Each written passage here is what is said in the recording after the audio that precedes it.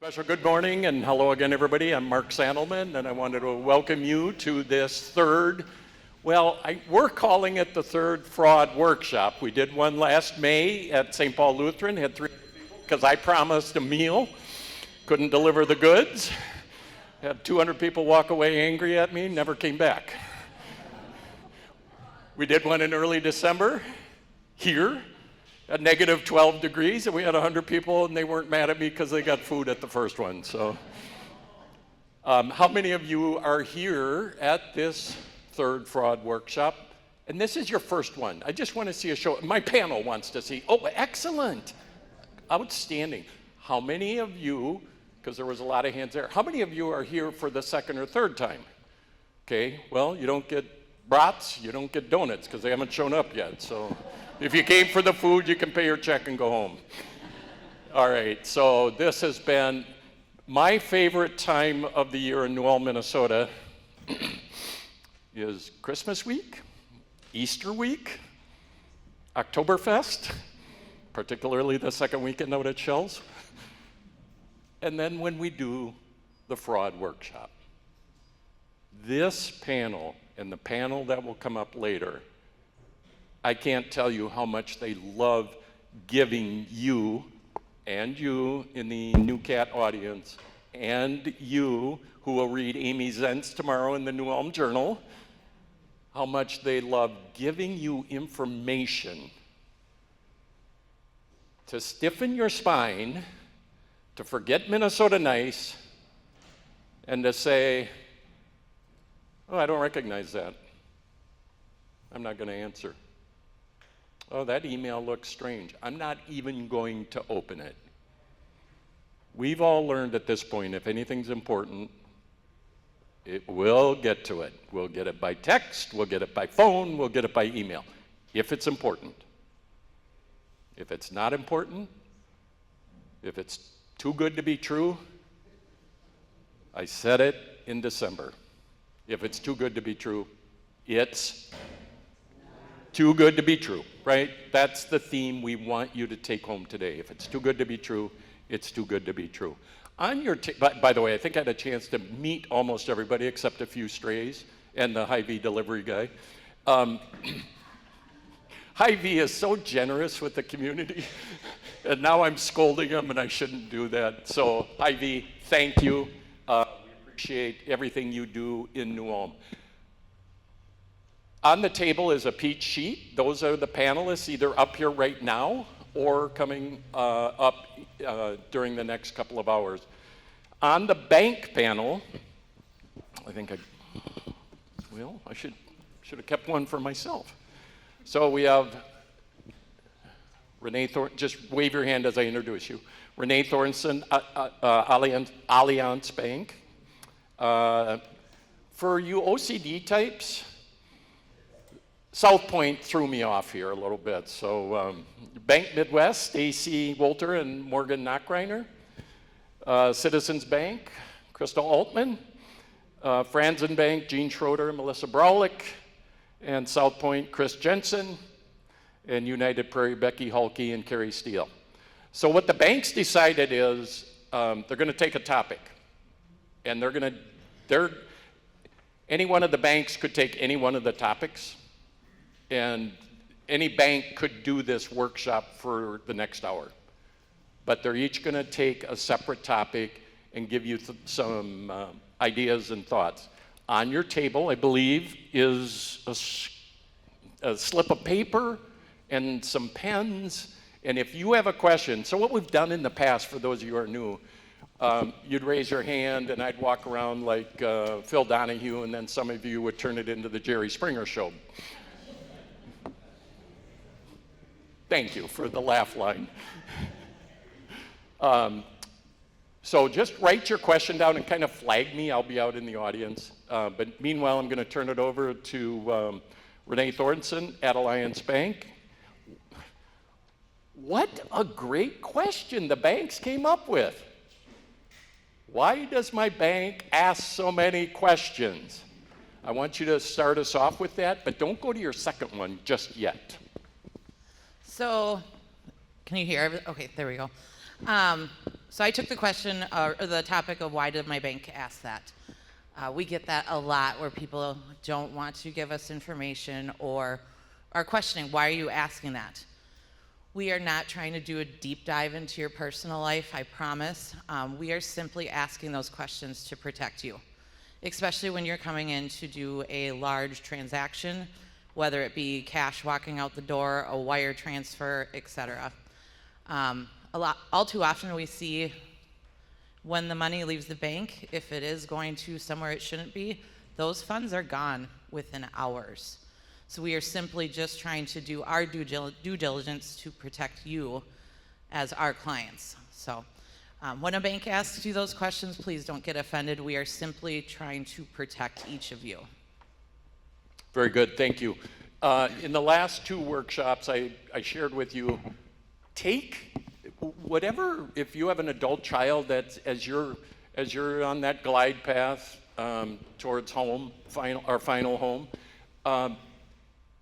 take that adult child in, or the adult nephew or niece that's going to kind of help you manage your finances. Take them into the bank and sit with your banker so that they get to meet them, they get to know them. I know I've shared this story, I want to say it again because it is so it's so telling of what every one of these bankers have been through. 12 years ago, I did the very first fraud workshop, actually over in the other room. We got 45 people in there, or 60 in the fire marshal. Well, he didn't, but he would have thrown us out if he had come in. And he said, there are the donuts, right over there. Yeah, the fire marshal said, there are the donuts. He said, or Kathy Austinson said, I've never had this many people for a workshop, and there were 60 of us in there. And Cindy Lewis, forgive me, other banks, it just never occurred to me, but I'm glad aren't you glad they're all here? Every single bank, isn't that neat? Thank you, yes. And it was their idea. They pulled this fraud committee together. Mark didn't drive it, they did. So Cindy Lewis, many of you know her, she says, yeah, she's telling this to the audience. We had this longtime customer, grew up in New Ulm. She comes in, she's a widow, she's got a lot of money, and all of a sudden her nephew from California, whom we've never heard her mention, whom we've never seen before, is sitting with her, encouraging her to do a big withdrawal. Cindy said it didn't smell right, didn't look right, didn't sound right, so she went up to Lou Geisfeld, now retired, and she said, Lou, explain the situation. And Lou says, send him up, I'll deal with him. He never got the money. 12 years ago, that was hard to do. Why? Banks have an obligation to honor your wishes. So when they start to give you a little pushback, it's for our own good. All right, Chris Jensen, you have got a topic assigned to you that I think is a good follow-on to what Renee talked about. Go ahead, please. Pardon me. Coffee's still hitting me this morning. So I kind of chose a topic to talk about just more in general, what kind of a scam, what constitutes a scam, and what a lot of these, the general format you kind of see with a lot of these scams when you get these calls or you get in contact with one of these people. You can kind of narrow it down to 4 points, and for ease's sake, we call it the 4 P's of fraud. So the first thing you do if you're a scammer, you try to pretend that you're from a legitimate organization. You know, you're from either your bank or Social Security or Amazon, Medicare, anything that you guys deal with on a regular basis.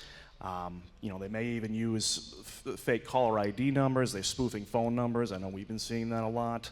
Emails, logos. I mean, some of these ones look pretty similar to the normal, to the actual entities that they're trying to portray.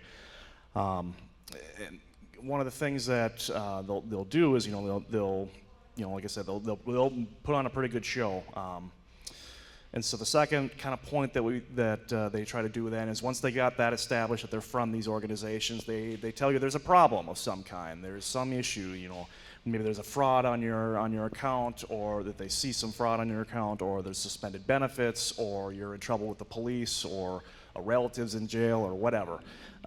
They create some kind of problem for you to have some impetus to do something. And then from doing that, it kind of goes hand in hand with the pressure aspect, the third P of scams. So they rush you into trying to make decisions, you know, by creating a sense of urgency. You know, act now. This offer's not going to last, or you know, you don't tell anyone, or you know, we're keeping this on the down lows. We don't want anyone else to know about this, or you know, your bank is in on it. Sometimes they'll even manage to convince people of that oh, your bank's in on this. They're under federal investigation. It's not happening.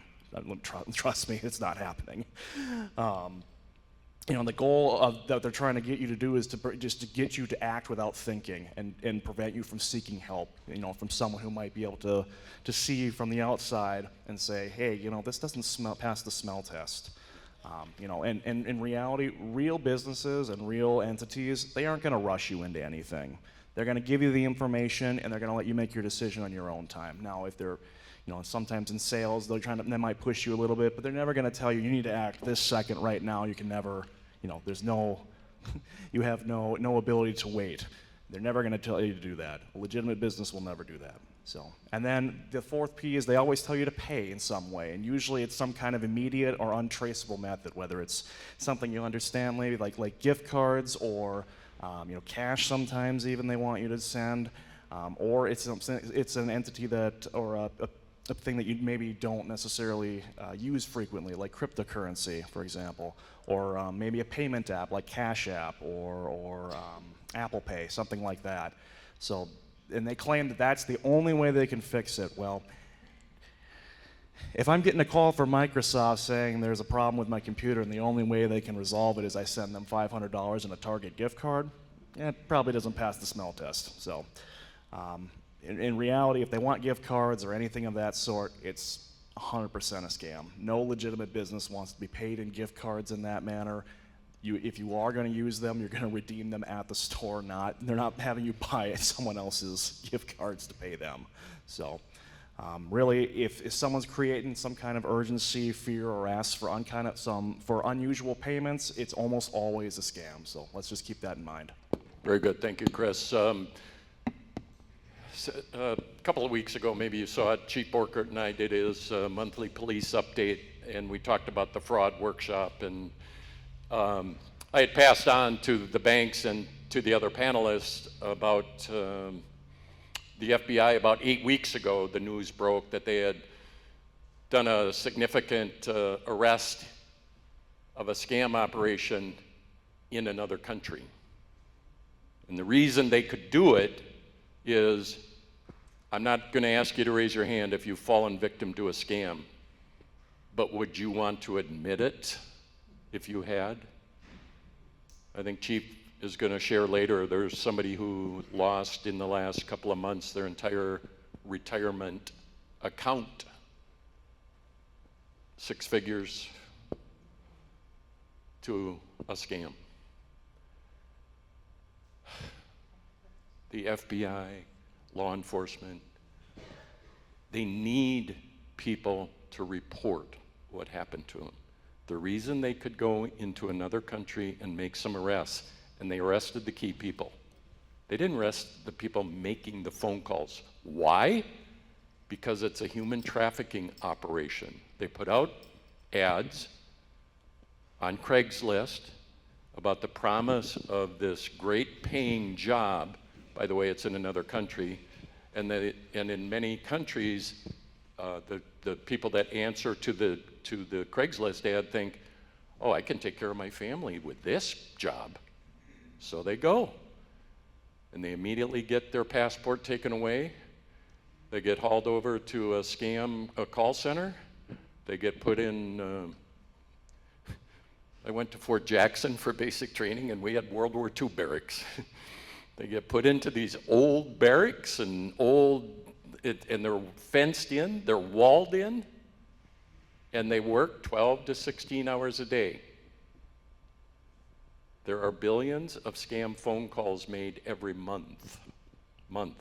How do they do that? It's called a robo-dialer. A robo-dialer, you or I can sit at a computer and it will call, I'll just pick a number, 12 numbers at once. First one to answer, they attend to. Hangs up the other 11. Well, what if somebody got to the phone that was number 2? It doesn't matter. They'll call you again sometime during the month. They don't need a lot of hits. They don't need everybody to buy into the scam. They just need somebody with a retirement account who falls for it and loses mid-six-figure money. And in that country, that will be wealth untold. Now, back to the human trafficking side.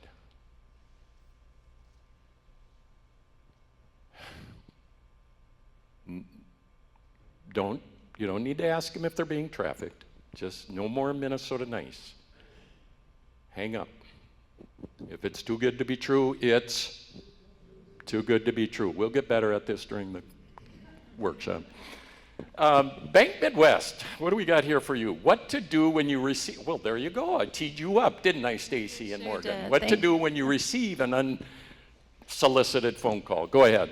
Yeah, so I'm just going to kind of echo what Chris and Mark just talked about is, all of us on the panel are dealing with this currently where we call it bank imposter scams, where many of us have received phone calls. It'll come across on our caller IDs with our local bank phone numbers, our 800 phone numbers for bank, ours will say Bank Midwest, with our customer support phone number. And so that builds the trust. You answer it, you get a warm, friendly voice on the phone, and they talk to you and say they're from your bank and there's fraud detected on your account.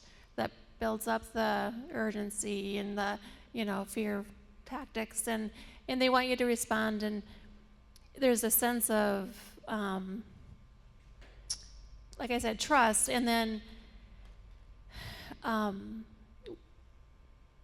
they already may know a lot of pieces about you, like little nuggets about you, because of all the compromises, data breaches and such, that our information is just out there, right, already. So that's another piece that feeds into this, is they know the last four of your social, because they've social engineered you already before they made the call. So then you feel like it is your bank, you comply to what they tell you to do, and if you go along with it, you could find yourself, and we have had clients out thousands of dollars before they realize it's a scam.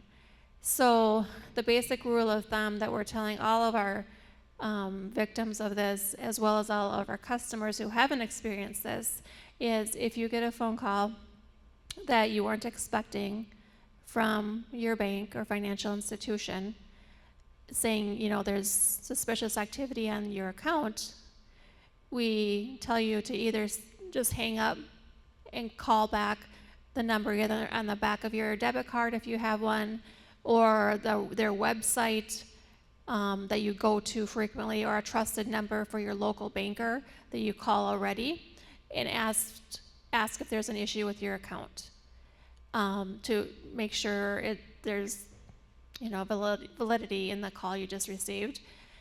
Because if you don't, you could find yourself a victim of this scam. We won't be offended if it is us calling you. I am from the fraud department, and they're very randomly, but there may be a time where I have to call a customer and I say, hey, I'm Stacy from Bank Midwest Fraud Prevention, and you might not know me. If you hang up on me, I'll give you a high five, because that's what I want you to do. And I want you to call back your local number and ask for Stacy, and you'll get rerouted to me. That's the new world we're living in, and that's the best way we can avoid losing money. Go ahead, Morgan. Do you have anything? So to save on the battery, I turned off the microphone. When did I send you that article about JP Morgan and what they're doing to fight? Was it JP Morgan? So the banks are wrestling, not just locally, not just nationally. Wells Fargo, for instance, right? Some of you may still have a Wells Fargo account you opened up here. I'm talking Perennial Bank in Winthrop, Minnesota, where my wife works. Every day, they're wrestling with this issue.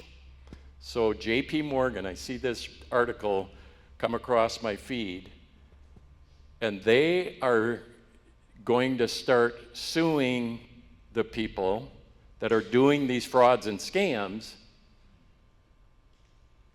for logo and trademark violations. And I thought it was an ingenious way to go after it. So the bank community, the bank world, Congress right now knows this is huge. They're working through some legislation because bankers, I've alluded to this before, they gotta do what the customer wants, kind of, sort of, mostly. Wells Fargo made the decision 12, 13 years ago, we don't care if anyone sues us. If we think there's fraud, we're gonna stop the transaction, and the customer can come in and sue us, and we'll go to court with them if we think there's fraud happening. So, legislation right now is kind of working through DC, so the banks are a little freer to be able to tell you, no, we're not gonna do this, kind of like what Lou Geisfeld did. All right, I think we have, what do we have? Phishing emails. Who's got phishing emails? I want to go to the AI and then the check washing. Those are the two hot topics right now, AI and check washing, and I want to save those kind of for the last. But who's got email? Crystal, yeah, go ahead. So yeah, one of the topics that we chose was phishing emails, which is something that we've talked about at other seminars, but I feel like it's still an important topic to cover because we still see a lot of scams and people, losing money to these scams. So basically, phishing emails, it's kind of what it sounds like. They're phishing for a response from you. You get an email in your inbox. There may be a sense of urgency. It could be from, a large known company, Amazon, PayPal, Apple. It may say something like, you owe $1,000, you need to contact us immediately. A lot of times when we get something like that, we're scared. We're like, gosh, I don't even have an Amazon account. Why am I getting this email? They list an attachment or some type of phone number that you should call immediately. As soon as you open that attachment or call that phone number, they essentially have you hooked. They start asking additional questions, asking for payment methods, saying, we'll send you so much money back. It's just one thing to look out for. If you don't have an Amazon account, don't have Apple or PayPal, delete it, report it. There is no reason why they would be reaching out to you saying you owe them money. And within a lot of the, email systems, you can report it as spam. So, click on that particular, don't click into anything in the email, but report the email as fraudulent or a phishing email. That way, hopefully, if they continue to send those, it will start blocking. If you ever question, like the other panel members said, call the bank. Say, hey, do I have anything coming out of my account for that dollar amount? Most times, it's not. But again, a lot of people, get scared when they see, oh gosh, I owe this money, and right away they call the number. And I wanted to tie off of what Mark had said earlier, too, about these fraud compounds, because a lot of these 800 numbers that are within these emails will probably take you to the fraud compound. I did touch on this during the winter seminar that these people that are working in these compounds that are trafficked have a script. So every single thing that you say, they page through the book and they have a response for you. That's how good they are. So bottom line is to stop it right away, delete it from the very first start. You know, the other thing you can do too is if you do have an Amazon account and you happen to get an email, maybe just hover over the email. Does it even look legitimate? Or log into your Amazon account and check for yourself to see which orders are coming through, and you know, there is a way that you can contact them directly through your Amazon account. Same with PayPal and Apple and all these other businesses. I didn't check my spam folder before coming here this morning, but Norton antivirus, McAfee antivirus, Geek Squad, what's some other ones out there? iCloud, what's another one? What was it? AVG, that's an antivirus, a legitimate antivirus, but so is Norton, so is McAfee, but they're using these email phishing tactics. And it used to say, oh, your payment was declined, right? Well, who wants their payment declined? Well, I better look into this. What do you mean my payment's declined? I got money in the bank. My credit card's paid. Well, now it's, your payment was accepted, right? Amy Zentz, New Ulm Journal, thank you for being here. She's saying, yep, payment accepted. Wait a minute, I never authorized that. They don't quit. They do not quit. I think United Prairie, what did you get? Oh, I want to save AI for last. Oh, Franzen, that's what I'm looking for. Jean and Melissa. What am I trying to say? Pivot off of what Crystal was saying with Citizens Bank. We were going to talk about the pop-ups that come up on your computer, and it was interesting that you brought up all of those security things, because that's usually what it'll be. Something will pop up and it'll say there's some kind of a security problem, they've detected viruses, and then you click on that and it takes you down a whole road of where you're going to end up in fraud. And those are things you don't want to be clicking on if you weren't looking for that information. Also, sometimes you'll be on your computer and the screen will turn completely black. I've had it happen to me where I heard a voice come through it saying that I had some kind of, there was some kind of fraud or something, and they wanted to log into my computer and they wanted me to give them the number on the bottom of the screen so they could actually get in there and they could move around. If they get in there, they can actually get into your online banking and they can take money from your account too. So really, if that would happen, the best thing to do is just unplug your computer from the wall and take it in to get cleaned. You don't need anybody getting into your computer or anything like that either. So, and this is kind of an old one, but it is still around. Everybody here has been touching on such great topics, and we all deal with these every day. Again, if there's something that comes through, you don't know what it is, or if someone's saying money's coming out of your account, your best bet is just to call your local bank. Stop in and see one of us. We're more than happy to help you and figure out what's going on. If it's not related to banking, go see your banker. They know this world. They're getting trained on it, partly on the job every day. They're seeing it, but they're getting advanced training for their continuing education. Go in and see them. If you've got something and you think this is legitimate. I had somebody walk up to me at St. Paul Lutheran, where I go to church, and she comes over during coffee and she goes, "Oh, Mark, I just watched the last fraud workshop." Our family, every family member got a letter in the mail from a law firm in Germany about an inheritance from somebody 3 generations back. What's your reaction? I just heard Amy say it. Oh, good grief. Oh, my goodness. Oh, wow. They've done a tiny bit of research. They think it might actually be legitimate. Now, what they're doing, and this is smart, they're engaging a law firm to have a conversation with the law firm in Germany. They aren't doing it on their own. but I give credit to our fraud workshop for putting her antenna up and wondering, is this too good to be true? Drew Dower.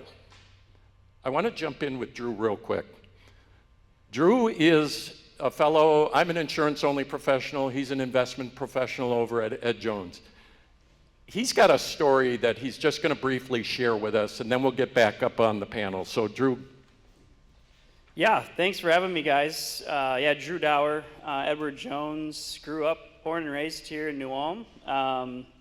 Yeah, I guess this kind of thing appealed to me, of course, with working with clients, number one, but also just a personal connection to something that happened, of course, a close family member.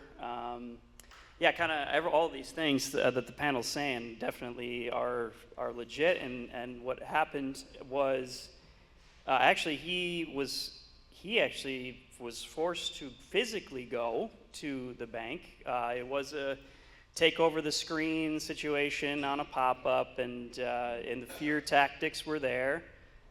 You know, don't talk to any family members about it, this and that, and that was all, you know, things that created this inner world for him. Really, just he couldn't really see beyond what that conversation was with the Microsoft person, of course. But yeah, so this was actually a situation where he was told to physically go to the branch of the bank, and then was coached on what to say, why he's moving the money. So the fear tactic was hopping on the screen, seeing, hey, I can see your bank account. You have to do this. It's not safe where it's at. You need to move it off to a different branch of the same bank. And here's how to do it. And it was like a physical, basically hand-holding via phone. I mean, he was on the phone for him with probably 3-4 hours of getting coached, you know, on how to handle the bank teller and what the right words to say. So pretty sophisticated stuff for sure. And again, it was just a fear tactic thing. Hey, we're going to get the feds involved if you don't, you know, pretty significant charges are to follow if you don't, you know, do what we say. And that was enough to not reach out to his sons or daughter and just kind of stay the course and do his. So anyway, it was a sniff test thing. You know, eventually he kind of was kind of tail between the legs, and that was the biggest thing, was embarrassment. You know, he was quite embarrassed to admit it, and didn't want to believe. He still thought that there was a way that his money was safe, and so we had to get kind of involved and make sure that we made him aware of what was going on, and the biggest thing was embarrassment for a while for him. But yeah, I guess that's back to all these, everybody's main thing. I mean, this world is built on relationships and trust, and so just have that person, I guess, would be my thing, is, hey, have the person that you really trust, that is just even a family member, whatever it is, a friend. Hey, could you take a peek at this? Don't be embarrassed at any point. And yeah, very important to report stuff. So that's my story, and yeah, I guess just continuing education on the topic to protect the great citizens of New Ulm and beyond.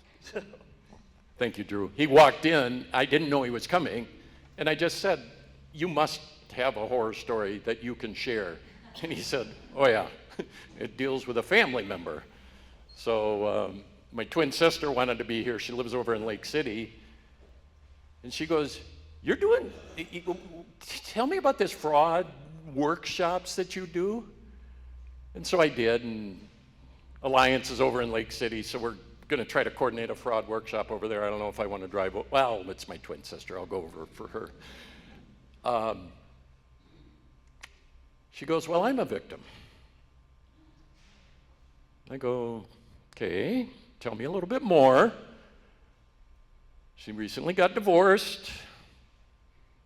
When you see somebody who's in a second marriage and you say, well, how'd you meet? What's the common reply? Online. She said, I met this guy online.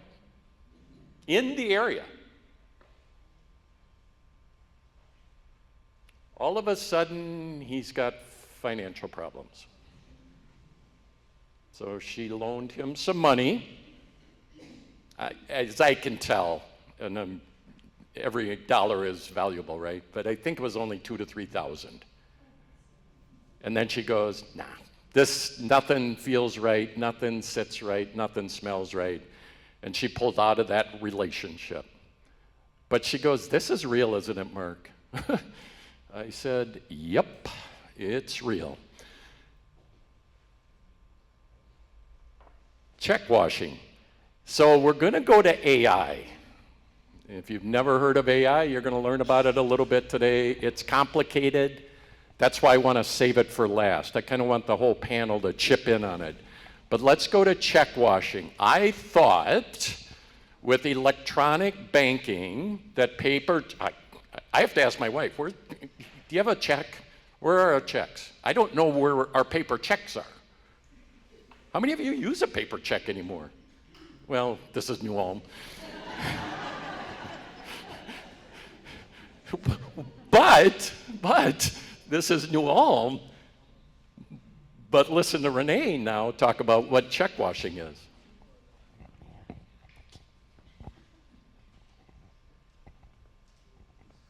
Yeah, so I want to touch on check washing.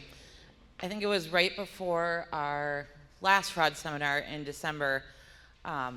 As a group, I don't remember who brought it up, but they said, yeah, we're starting to see a lot of checks being washed. It's been around forever, but we have recently, and even more so since the last fraud seminar, seen a lot of check washing.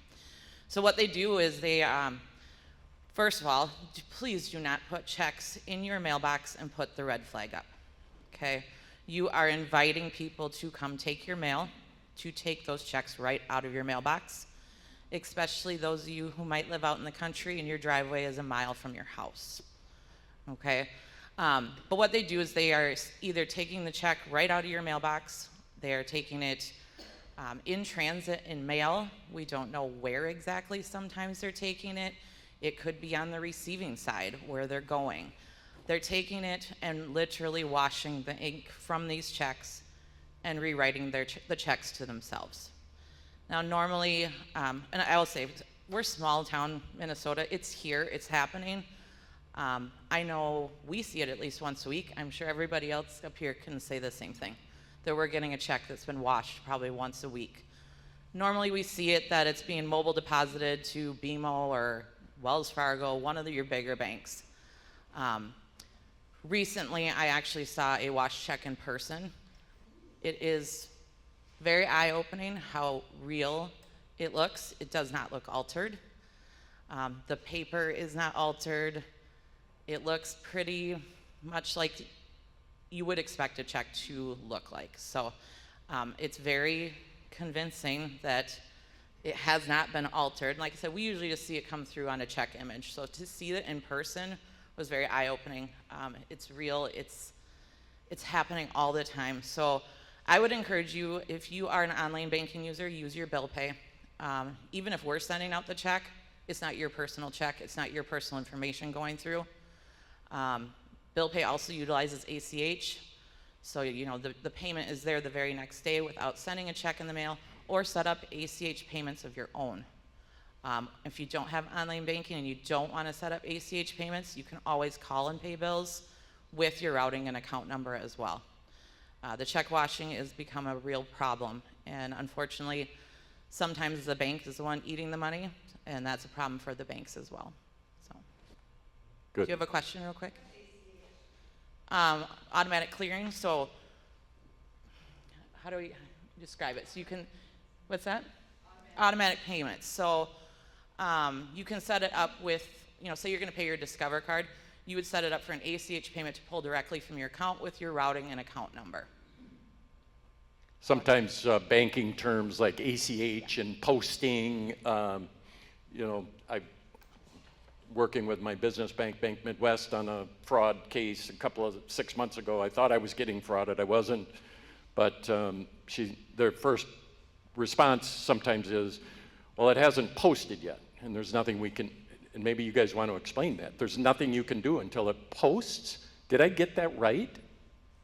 So unpack that a little bit. You got the microphone there, Renee. Just unpack what you mean by that. Why can't I tell you that shouldn't be paid, and yet the bank comes back to me and says, well, there's not anything we can do until it posts. Unpack that a little bit, please.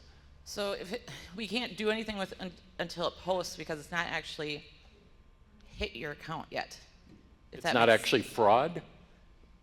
Would that be a way to put it? Yeah, it's still just in process is the best way to explain it. So it hasn't actually affected your account just yet. It's just saying it's going to. Okay, It's complicated. pending, yeah. Yeah. There's no other way to really say that other than it is just pending or processing yet. We can't do anything until it actually hard posts to that account. Okay.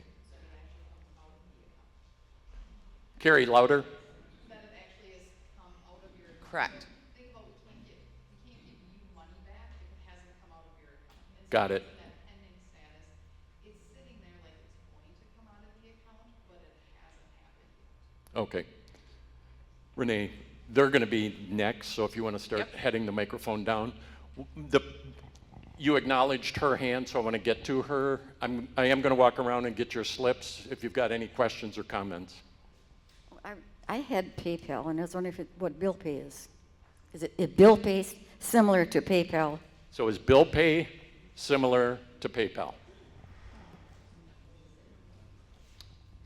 So- Anyone want to just define both? Yeah, so bill pay is a separate program that a lot of our banks offer through within your online banking. So you would have to sign into your online banking. There's a separate program in there. Through Citizens, we have a bill pay platform. It says bill pay right on there. You can pay a person or you can pay a business. It does give you the option if you want to set up a payment via check, email, or electronic, meaning if you have routing and account number, you can put the routing and account number of the person you're wanting to pay, and it will be sent out electronic.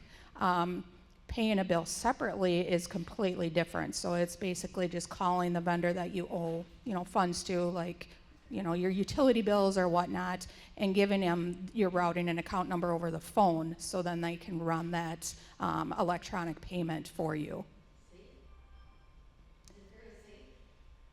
I'm sorry. Is it safe?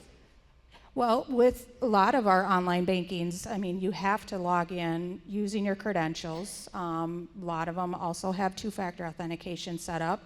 So yeah, I pay all my bills through bill pay. I don't write any checks anymore. All right. We're gonna run over a tiny bit.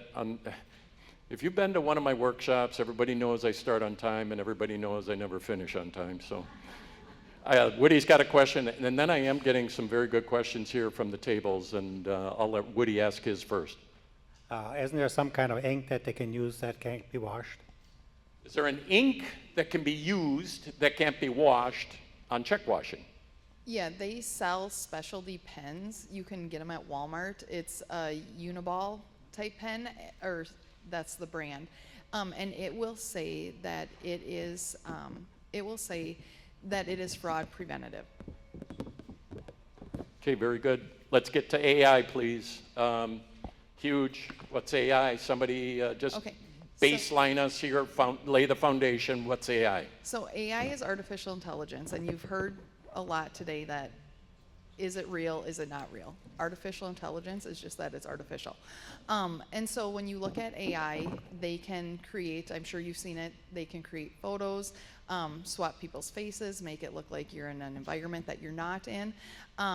And how do they get this information? They can get the information like if you post out on social media, you post a picture of you with a family member. Well, they could take that family member and they could put a different face on it, and they can make it appear like, oh, hey, I know your family member, when they really don't. They can also take your voice, and it takes seconds of them hearing your voice to then create a conversation as if you are the one that is talking, and it is definitely not you. So when we look at that, pre-recorded voicemails, use the generic. I know we try to make it specific to us, but use the generic voicemail. Don't give them your voice. Also, if you don't know the call, if you're not expecting the call, you don't recognize the number, have them leave a message on that generic voicemail, and you can then call them back if it is a legitimate call. And then also Well, I guess we're back.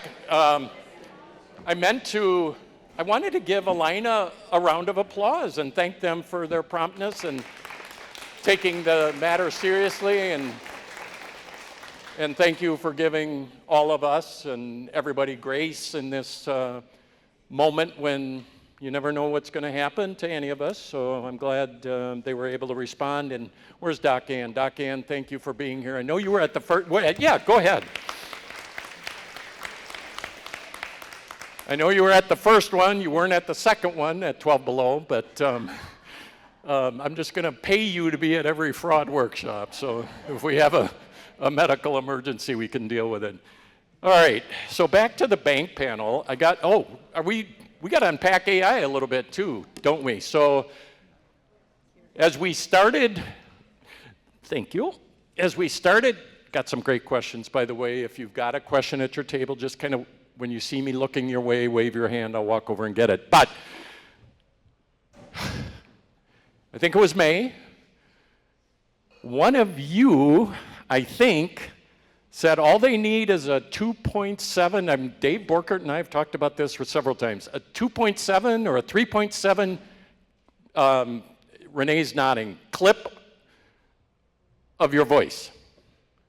And they can build a whole person that sounds just like you. And all they got was 3.7 seconds of your actual voice. And as Carrie, I believe, was United Prairie Bank, was talking about just use the generic voicemail. I was standing there thinking, you mean when I call the bank, just go to the generic? I get it. Don't use my voice on my voicemail. That's what she was saying. Let it go to, you've reached 507-217-1554. Just let the generic system do it and not me, and now they can't get a clip, a 3.7 second clip of my voice. But I like getting texts, so I tell people, don't leave me a voicemail, send me a text. I'll have to change that. All right, AI. AI a year ago, you would have said, that's AI. That's not a real person. In 12 months, we've gotten to the point where people who are experts in technology cannot tell if something is AI or the real person. Carrie, you still got the microphone, right? Yeah, take us down this path a little bit further. I honestly don't remember where I left off, but so I'm sorry if I repeat myself. But again, little closer. Oh, so again, with AI too, and just with anything, we go through training on a regular basis at the bank, and one of our trainings ended with security over customer service. So if you call the bank and you feel like you're maybe getting a hard time, or like Renee said, they're asking questions, it is for your protection. And so again, going back to the Minnesota Nice, it is very much we are trying to protect you, and then we want that to carry over into your own personal life when you're not calling the bank. Have those questions in the back of your mind when someone calls you. You don't need to answer. Take that security over being that Minnesota Nice. Let the call go to voicemail. I think, we've all grown up in the era where it's like, oh, the phone's ringing, we have to get it. We do not have to get it. You can let them leave a message. If it is important, they will leave a message. And then you can call them back, again, looking at the number on the back of the credit card, the debit card, or looking up the number yourself and just doing your due diligence. And so like going back to, it doesn't take a lot for them to artificially create content and build that trust with you. And so just again, taking and questioning it. Don't give people the benefit of the doubt. All right, anybody else on AI that you want to add in? Otherwise, I'll jump into questions. And some of you may, Amy, you're supposed to write it down. Sorry. The New Ulm Journal, breaking the rules here. Well, I didn't notice anyone mention biometric, using your fingerprint to get into your account. I hadn't thought of that. Biometric. Anybody want to tackle that on? There's different ways, so kind of like to how you do your banking, everybody does the banking differently. So some people will have their face set up to unlock their phone, some will use a passcode. Again, personal preference, but with the biometric, you can have facial recognition, unlock your banking app. I know that's one of the features we have, or you can key in a password.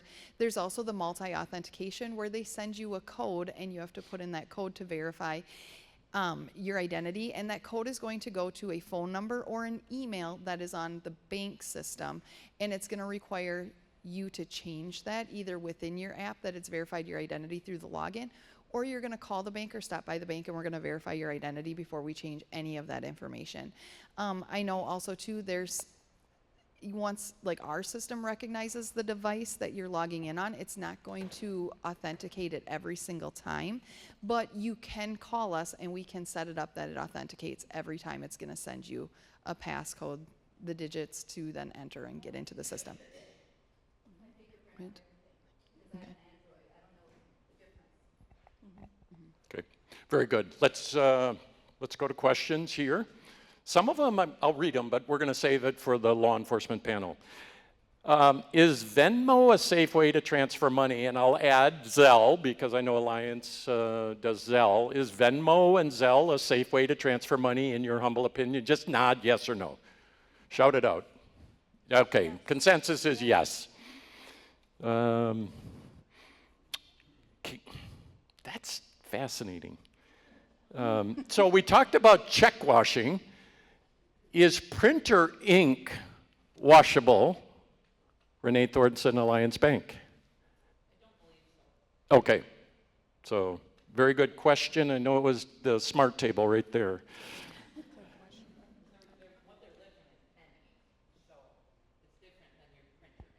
Okay, okay.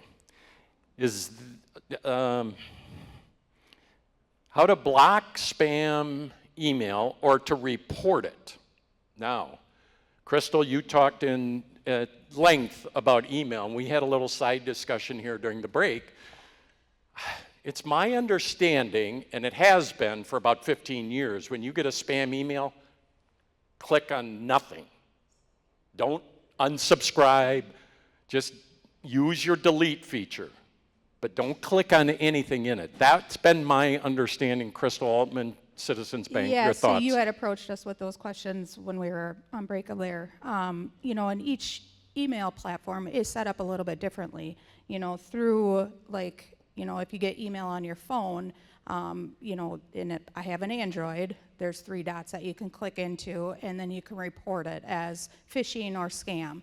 I know through Outlook, what we use on the very top header, there's something on there that you can report it as phishing or spam as well. So again, everybody has different email platforms, so I'm not real sure exactly how it's, you know, set up universal, but somewhere within your email, you should be able to see like a widget or something of that nature to be able to report it without having to actually click into the email. So in my very first fraud workshop 12, 13 years ago, one of the panelists was Noam Tell, and I wanted him to address this issue.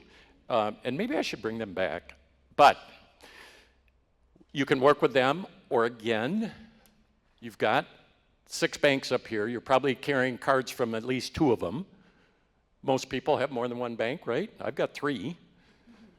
I can get rid of 1, but I got 3.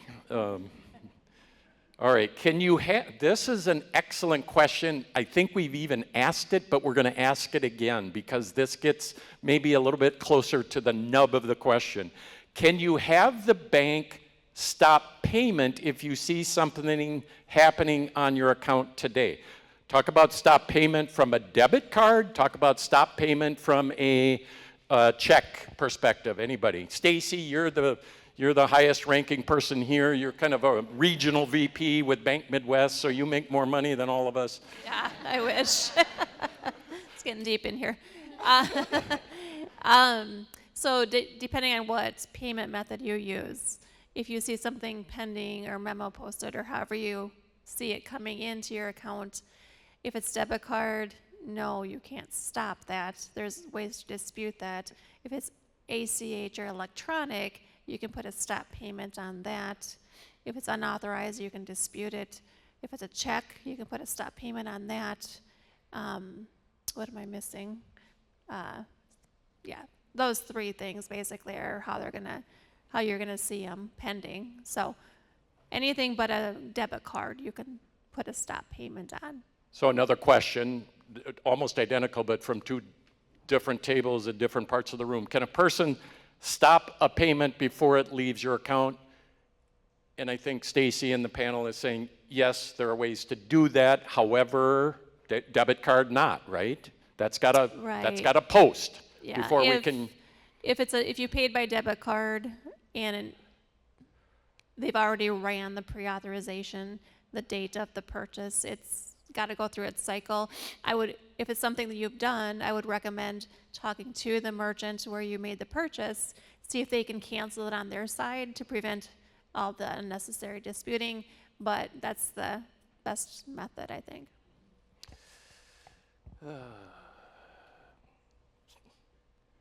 So I'm going to read this question, and if the person can just kind of raise their hand, I need to get some clarification, or maybe the panel will figure it out. Are apps good to use? Apps, of course, is short for application, like an app on your phone. At one seminar, I thought it was said not to use apps. Who had that question? Do you guys understand it? Maybe you do. I'm going to walk down and get some clarification. I just remember, I thought at a different seminar, we were told not to use apps. What kind of apps? Any apps, I'm not talking bank apps. That wasn't at our seminar. So you've been going behind my back, haven't you? She brings up actually a very good question. We would have never thought of this for 9 years, but now it's out. Let's ask it. Are there apps maybe that we all use some apps? Are there some apps maybe we should be aware of? WhatsApp, I think, is one. Yeah. TikTok is another. To this question, what pops in my mind is if you are on a phone call that either you called from replying to a text or an email, or you're on a phone call with somebody that called you and they're wanting you to install an app on your phone. Excellent. That is something I would not do. Okay? Those are probably going to end up being screen sharing apps, and then they can take over your device, whether you're on an iPad, mobile phone, or what have you. Those are the kind of apps I would steer clear of.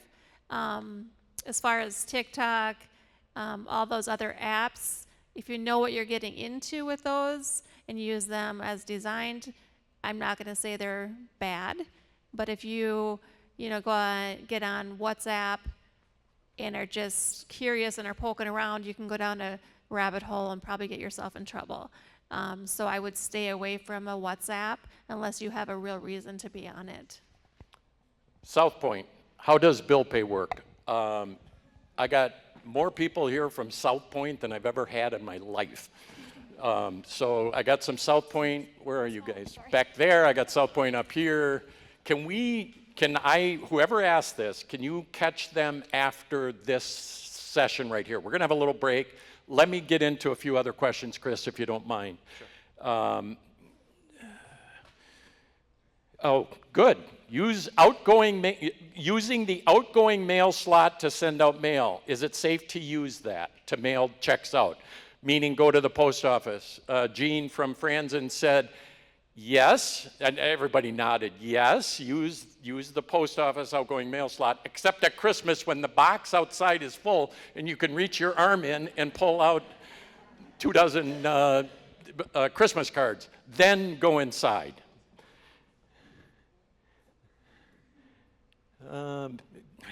Boy, some are, you're going to hear them all.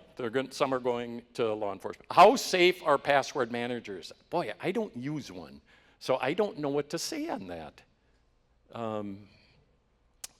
My family tells me to use a credit card for daily transactions and not my debit card. They say credit card is safer, has more protection. Thoughts? This is a heated topic. This is really, I think we're getting down to personal preference almost. Go Go ahead, Chris Jensen. Yeah, to Mark's point, it is a personal preference. However, I will say that for the majority of things, a credit card is easier to make disputes on. It's also easier to think of it as providing like an extra layer of security to your what like your actual assets. That's the way I always think about it. Because with a debit card, think of it as it's basically a key card to your bank account where your money is. A credit card is just a credit account. It's a revolving line of credit. It doesn't have any direct access to where your money is. It's just a line of credit. They can access that. But if they're making, if that's compromised, that's one thing. But if they get into your actual money, you have no recourse. So me personally, I don't actually use my debit card for anything. I only use my credit card on every single purchase, local or non-local. It works easier from the standpoint of having to not think about, where did I use this at? And I don't know. That's just a personal preference, but everyone's different too. So, but if you were gonna use your debit card, I would only use it local, and even then, I would still be very careful with it.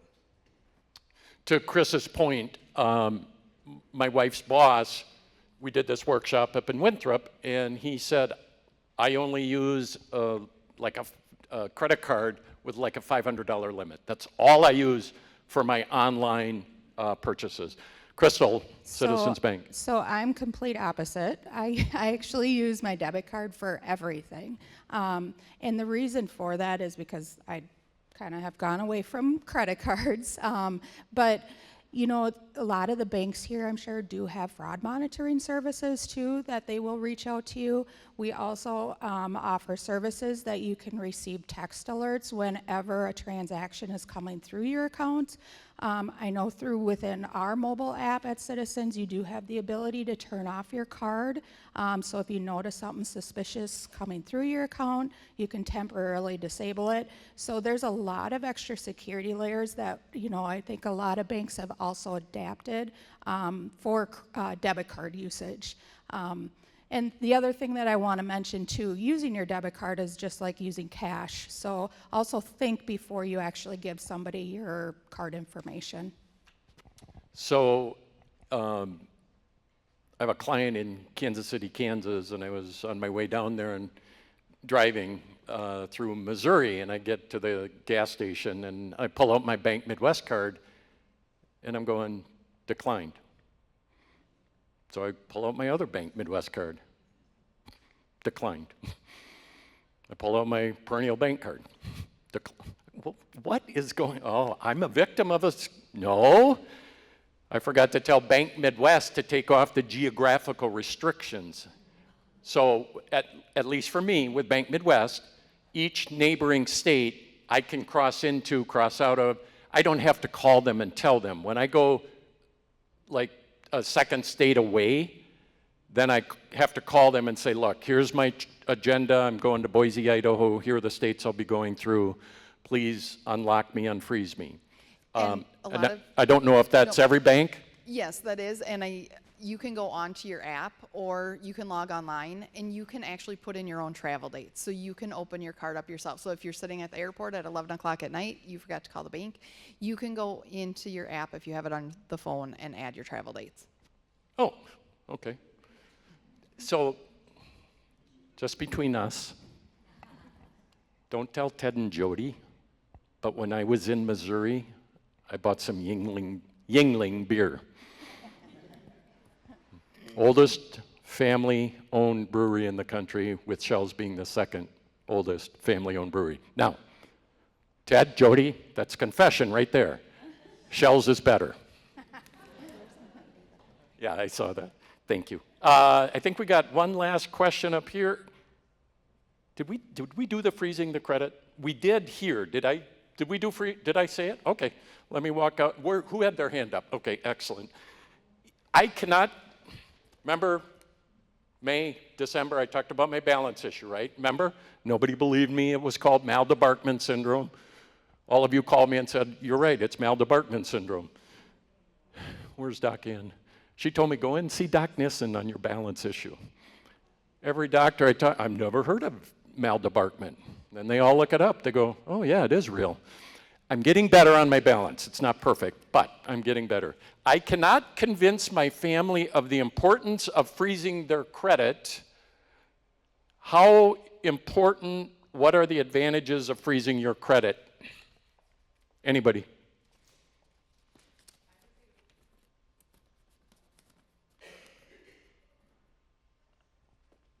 The batteries might have died. Or did one of you disobey orders and turn it off? Is it on now? So freezing your credit, it is a simple process. It does not take long. Honestly, we encourage people to freeze their credit because if you are shopping for something, you can easily go in, unlock it. So say you're looking for a vehicle, a house, looking to maybe change credit cards. You can easily unlock your credit and you can freeze it again. That way then too, like if someone has started where you've fallen victim to identity theft, they've changed your address. You're not getting mail. They're doing things that they shouldn't be doing and you are not aware of it. It just protects you, and you would then get a notification that someone has tried to access your social security number in some form or fashion. There's also just different things where if you have fallen victim to identity theft, how many times do we get in the mail that consulting radiologists, some business has their information has been compromised, their system has been hacked.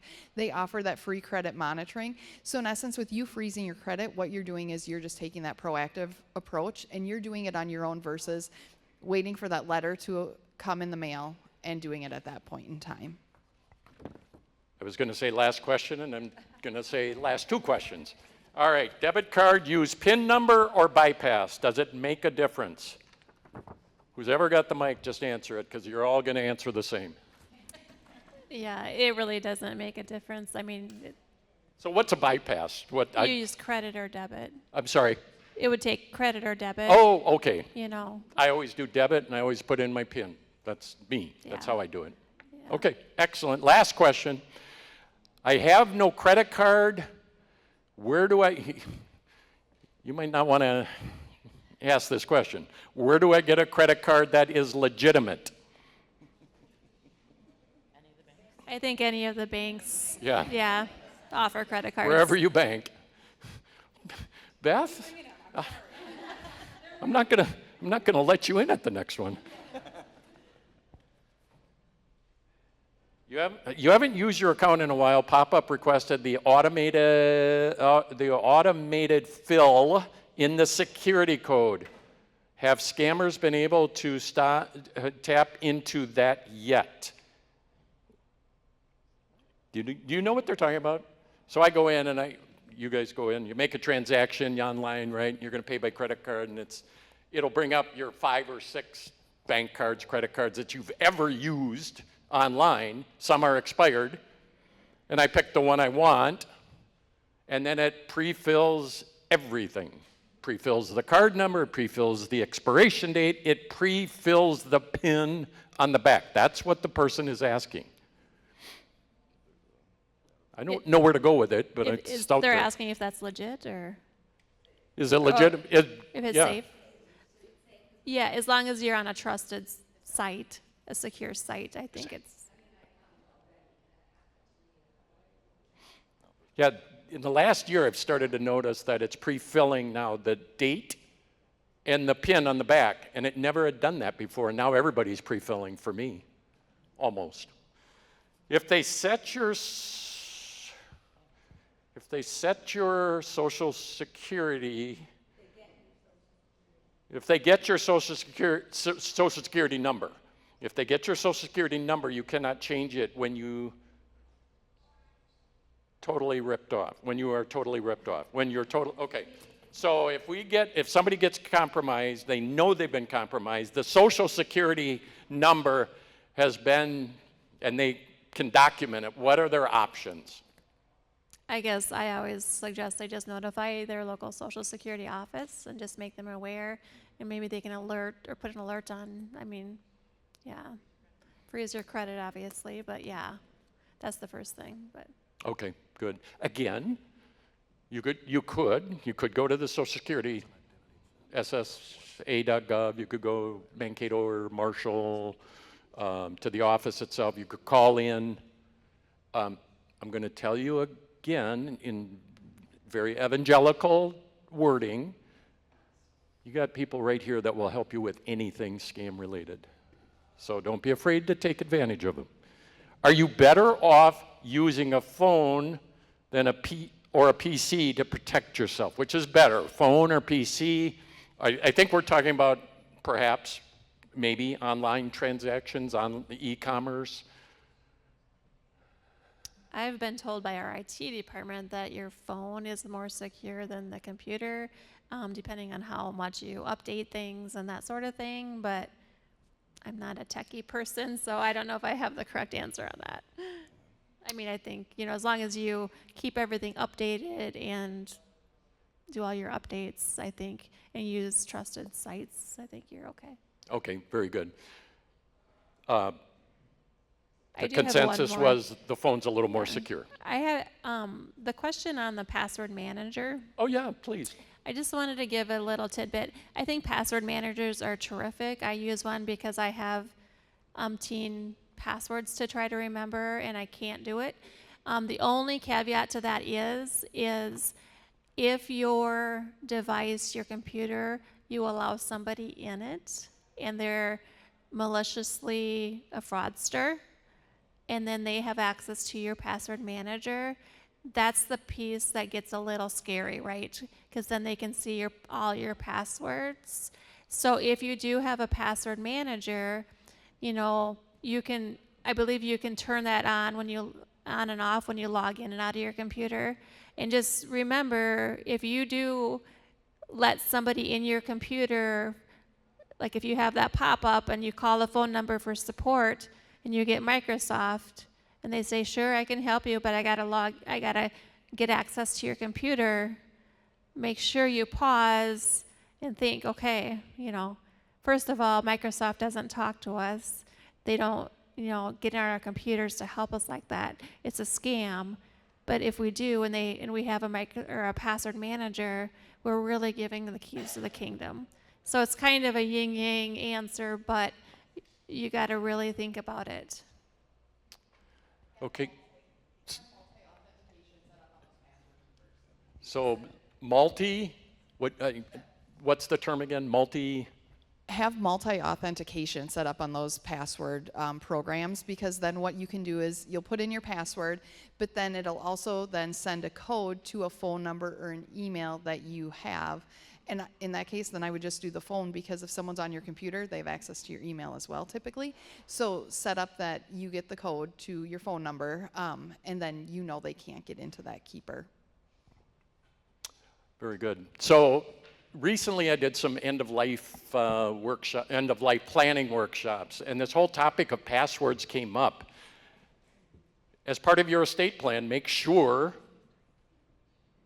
somebody knows how to get your passwords so that they can take care of your business. Now, you obviously want it to be a trusted adult child, a trusted niece, somebody you trust, obviously. I get that. But here's the other thing, your safety deposit box. Do they have to get a court order to open your safety deposit? Go in and check with your bank on, okay, when my personal representative, executor, successor trustee comes in to get the belongings out of my safety deposit box, can they get in it? So check with your bank. This was a big topic. I see your hand. I'm going to walk out to you. This was a big topic in December. What's the big topic, Mark? Do you have somebody joint on your account? Or do you have, on your checking account typically, or do you have somebody with a financial power of attorney? I myself personally was all over the map on it. I didn't know where to land, and I am now firmly in the camp of get a financial power of attorney. Do not put an adult child as joint. Why? If you've gone in with a banker and they've met this adult child and you feel good about them and they feel good about them, that's not my concern. What if they're divorced, get a divorce? What if they are in a lawsuit? What if they file for bankruptcy? That joint checking account could be vulnerable. financial power of attorney doesn't make your checking account vulnerable. Last question, or I'm going to scold the whole room. Comment. You said to be sure everybody knows their passwords, and if you have your passwords on your phone, the first defense is to be sure they know what your phone password is. Not just the passwords that you have, but the phone, so they can get in there. Got it. So your phone password, good point. 20 tries, and you don't get the password right, the phone will reset itself. Everything will be deleted that's personal to you, and it will be, I use T-Mobile, so whatever the factory settings are at T-Mobile on the 21st try, it's all gone. Don't raise your hand. We got to wrap this up. All right, very good. Renee Thorson, Alliance Bank, Chris Jensen, South Point, Stacy Morgan, Bank Midwest, Jean, Melissa, Franzen Bank, Crystal, Citizens Bank, forgive me, United Prairie, Becky and Carrie, United Prairie. Round of applause for them. So I've got Candace Schoweiler. Am I getting that right? Schoweiler, yep. Yep, I got it right. Molly Stimpert, Aaron Kistner, right? Not a T in there. Okay, very good. Candace, let's start. You start us off with, and you're now representing the entire community of senior care, okay? Not just Oak Hills. Yep. So what are the things that are in your world that you're doing and others to fight this invasive species of fraud and scams on particularly elderly, but it's happening across the board now? What are the what's the training you're getting?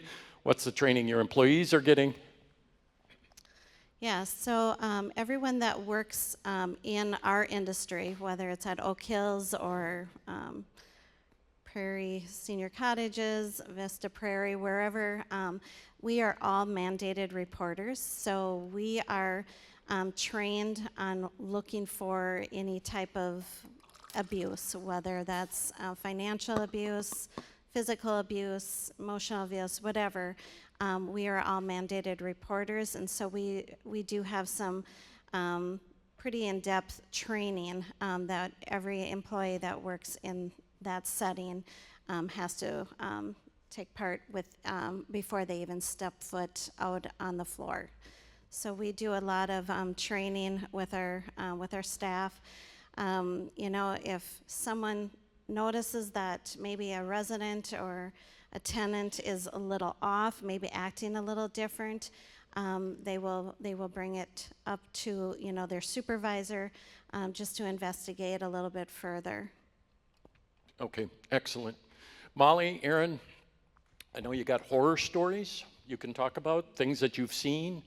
Your colleague, Lisa Langer, she told, I think it was, we did this workshop in Springfield, and she told me, or told the group there, that a widower, retired farmer, starting to have cognitive but living at home, was defrauded, and I forget the number, it was either 700 or 900,000.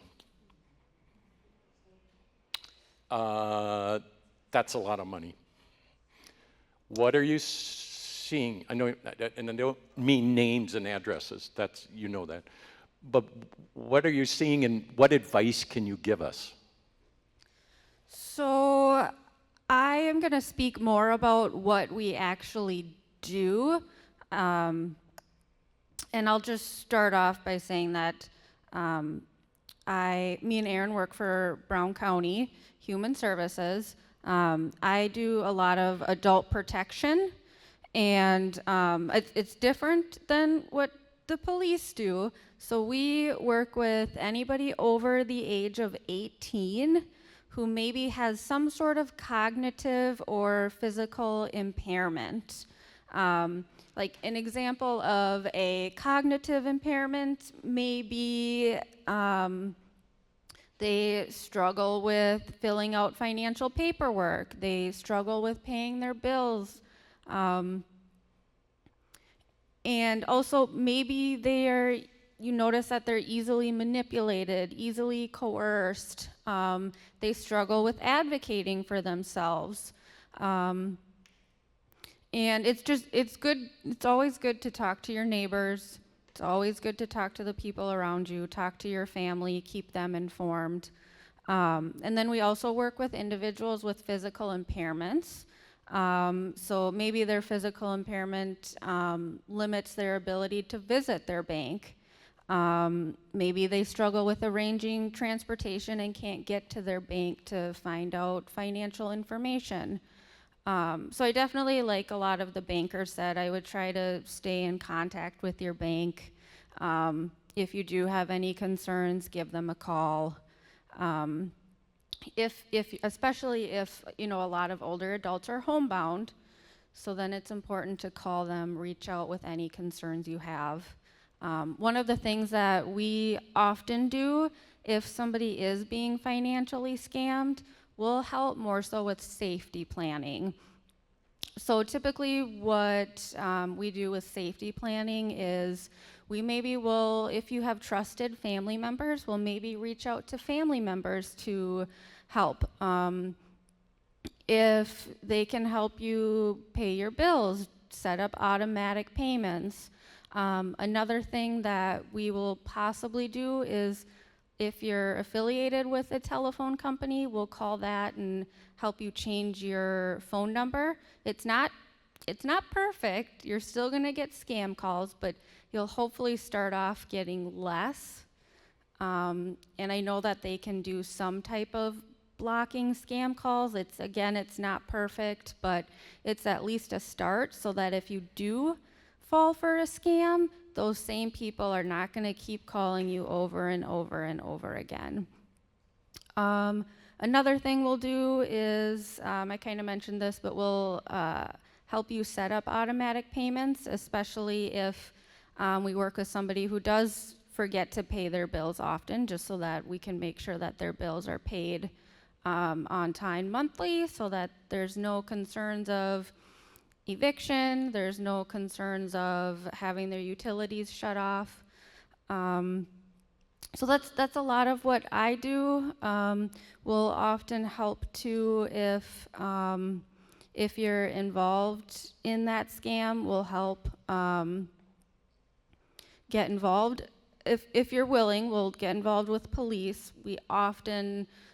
More often than not, we collaborate with law enforcement officers.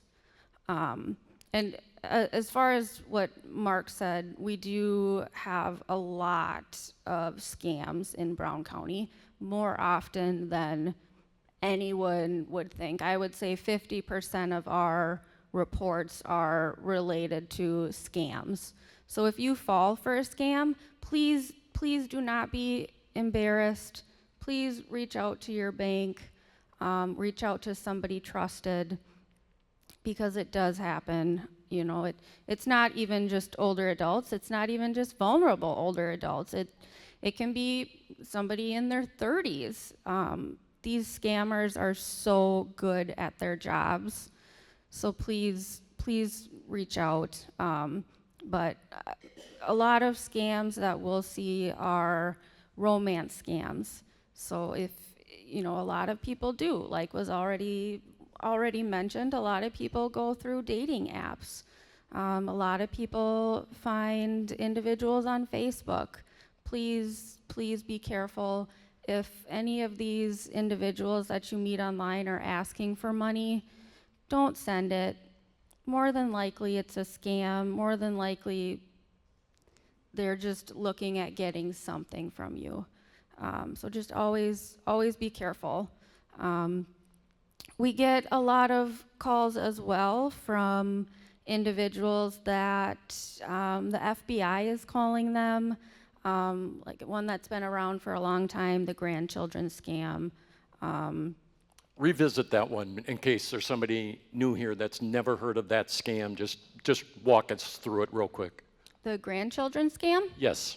The grandchildren scam would be, I don't know about all of them, but I know some of my family members have gotten calls where it'll be supposedly the police department, or it'll be a grandson, and they are so good that they know the grandchildren's name, they know the age of the grandchild.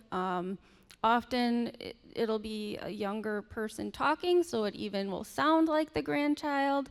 And I know one of the calls that a family member received was the grandchild got pulled over from the police, and they had a gun in their car, and the grandchild wanted them to send money to get them bailed out of jail. You know, we live in a rural community, a hunting community, so, you know, my family members think, oh, you know, that could be possible. So just always be careful. I know my grandparents almost fell for it and were ready to give all of their banking information away. So that's one of them. Or even not even that they got in trouble with the police. It could just be a grandchild calling to say, hey, Grandma, I'm, you know, not doing good financially. Can you please send me a little money to help with my rent this month?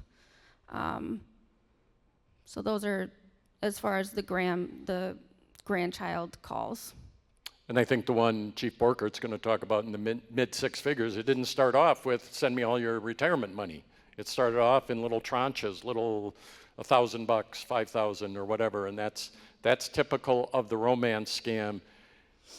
Chris Mullinoff, senior investigator at New Ulm PD, is going to say this. He said it a year ago. He said it in December when he asked somebody, when did you realize you were being scammed? When I ran out of money. Just first with that too, I do want to be clear. As far as the romance scams, it's not even that they're asking for that much. A lot of times we work with people where they're not only asking for gift cards, but it'll be, hey, can you send me just $20? Can you send me $50? But obviously that adds up to, could be thousands. So just, it can only be a little bit of money at a time.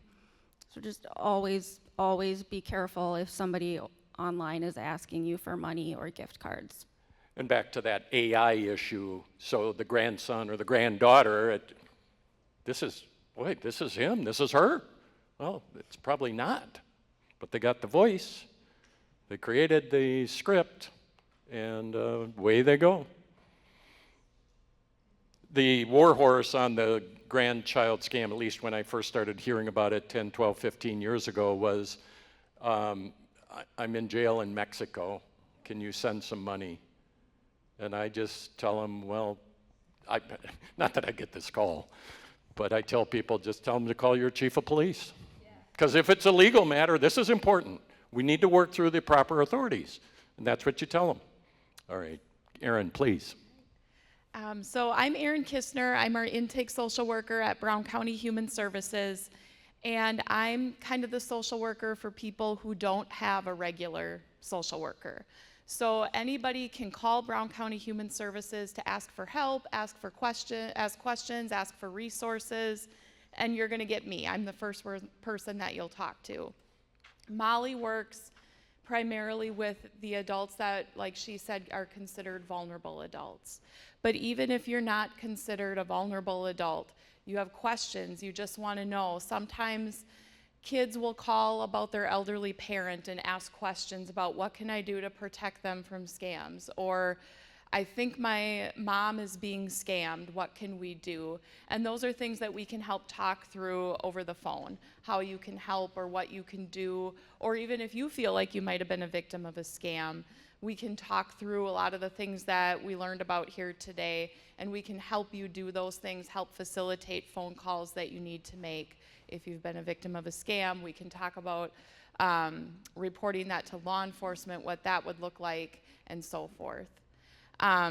If you have a concern about a vulnerable adult, somebody that you think would be appropriate that maybe Molly should be getting involved with, the way that you would report that is through a statewide hotline. called the Minnesota Adult Abuse Reporting Center. So like 10 years ago, the state of Minnesota decided to make this statewide hotline versus counties just taking the reports about vulnerable adults. So there is some information on the table out in the hallway with the phone number, the 1-800 number, to be able to call to make a report if you feel like a vulnerable adult is being exploited, scammed, abused. And then that report will come to us at Human Services if that adult lives in Brown County or is located in Brown County. And then we would look at it from there. A common question that we get on intake is, can we go out and do a welfare check for somebody who's being scammed? We'll get a call like, my neighbor is being scammed, can you go out and check on them? And unfortunately, we're not able to do that. So if you do have a concern about a neighbor, you would want to make that adult protection report through that Vulnerable Adult Reporting Center. Aside from that, if you have a good relationship with the neighbor, you think they're being scammed, you can offer to come into our office with them and say, you know, I think maybe you could talk to a social worker here, or call with them to try and get them connected to some resources and supports if you want to try that avenue first. That's completely up to you. But we're always willing to talk through things with people. If we don't know the answer, we'll figure it out or try and figure out where we can find the answer and get back to you on that. And that's really what we're there for, to help. You said, I think my neighbor's getting scammed. You said there's nothing you can do. So if it's an adult child, now does that change the dynamic? Because there's a familial relationship there? So we're not able to just go out and do a welfare check. We have to have like some report that's being initiated that this person is potentially being scammed. They have to make that report first. And I know we do get that call very often, and that's why I mention it. And it's not just about scams. Sometimes people are saying, well, I think my neighbor needs help. Can you go out and see them? And unfortunately, we can't do that. We're not able to make those cold calls. If you feel like somebody is in immediate danger in the moment and they need a welfare check, you would want to call law enforcement to do that. Okay, very good. I was walking by somebody's house, and on the back porch there was 20, maybe 30 Amazon packages, and they were aged and some were new, but there was like 3 and I go, I wonder if that person is alive inside. So I literally called 911. They go, oh, you're at the hoarder's house. They knew all about her.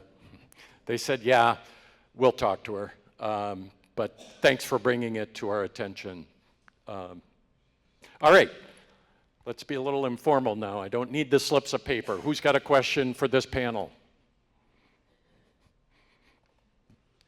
You'll offend them if you don't, so come on. Need one question. Amy Zentz, do you have a question? Kind of, sort of. I don't know. We always get this, do you accept or reject cookies? You know what I'm talking about, right? So is that grabbing your information, or I always reject them. I mean, I have that option, reject. What's your opinion, anybody? So the question is kind of on the computer side. Do you accept, when you go to a website for the first time, this was mandated 2, maybe 3 years ago, that they've got to acknowledge that they use cookies to track you. And I always say, if they're oatmeal raisin, I accept. I reject sometimes, I accept sometimes, because if it's a website of somebody I'm comfortable with, you know, we can't be suspicious of every single website, or when our lives are going to grind to a halt. But I don't know. Do you guys have thoughts on that, or we can save it for the law enforcement panel? I have no idea. I am not a computer genius, so I think that might be a good question for even maybe like an IT person. Maybe I know there are some local computer stores, or not stores, but they fix computers. They might have a better idea. Sorry, unless you guys know. Yeah, I don't know how to answer. I agree with Mark. I mean, there are certain websites that I, frequent for work or whatever, and so I do accept the cookies. but if there's something that's unusual website, I will not. So I kind of do the same thing as Mark, but yeah, definitely talk to somebody in IT that would know for sure. Oh, okay, sorry. I'm fighting the sun back here on these windows. I'm not an IT person, but I know that accepting cookies means you want a personal relationship with them, and they're going to email you a lot. That's my take. Well, there you go.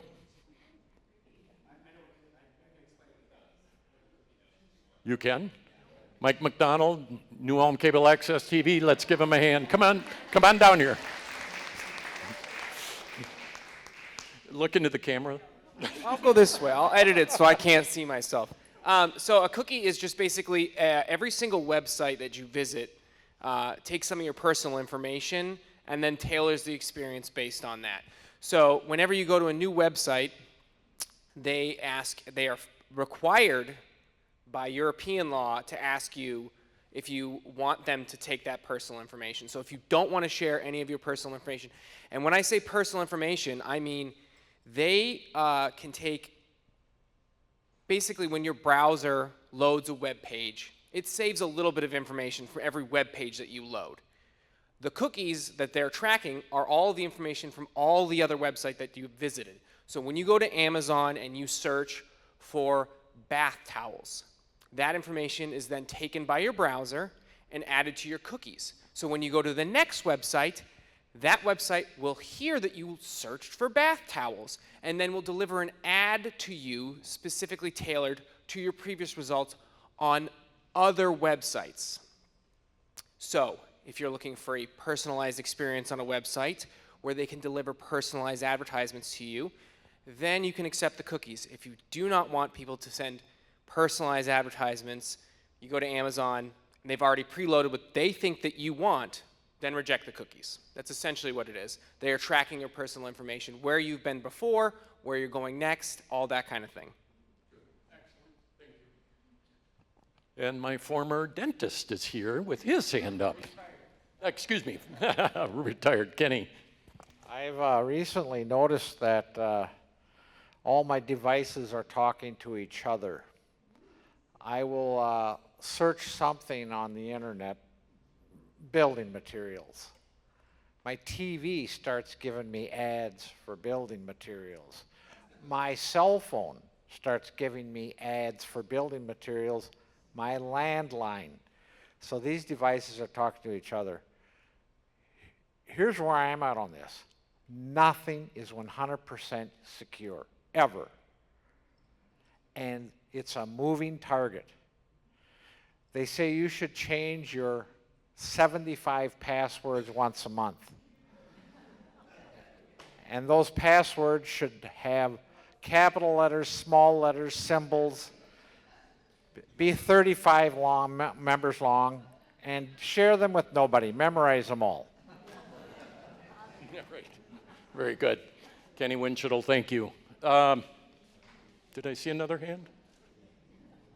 All right, so anyone here with a parent in a senior living situation?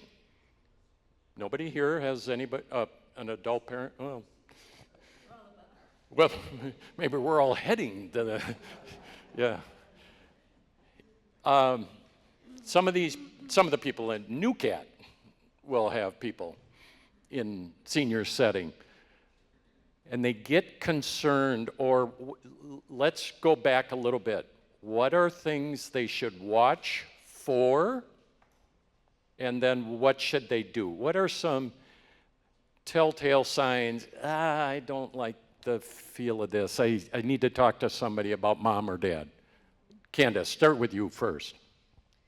Yeah, you know, we have a pretty good relationship with a lot of our family members that have their loved one at Oak Hills, and I'm sure it's the same with all the other providers. You know, if their loved one is starting to, you know, shut down, or you know, just their change in their behavior or their emotions, definitely say something to us. We can monitor that. And then if there is something that we're concerned about and we're noticing it, we also will make a report. We'll make a report to the police and then also to the state agency.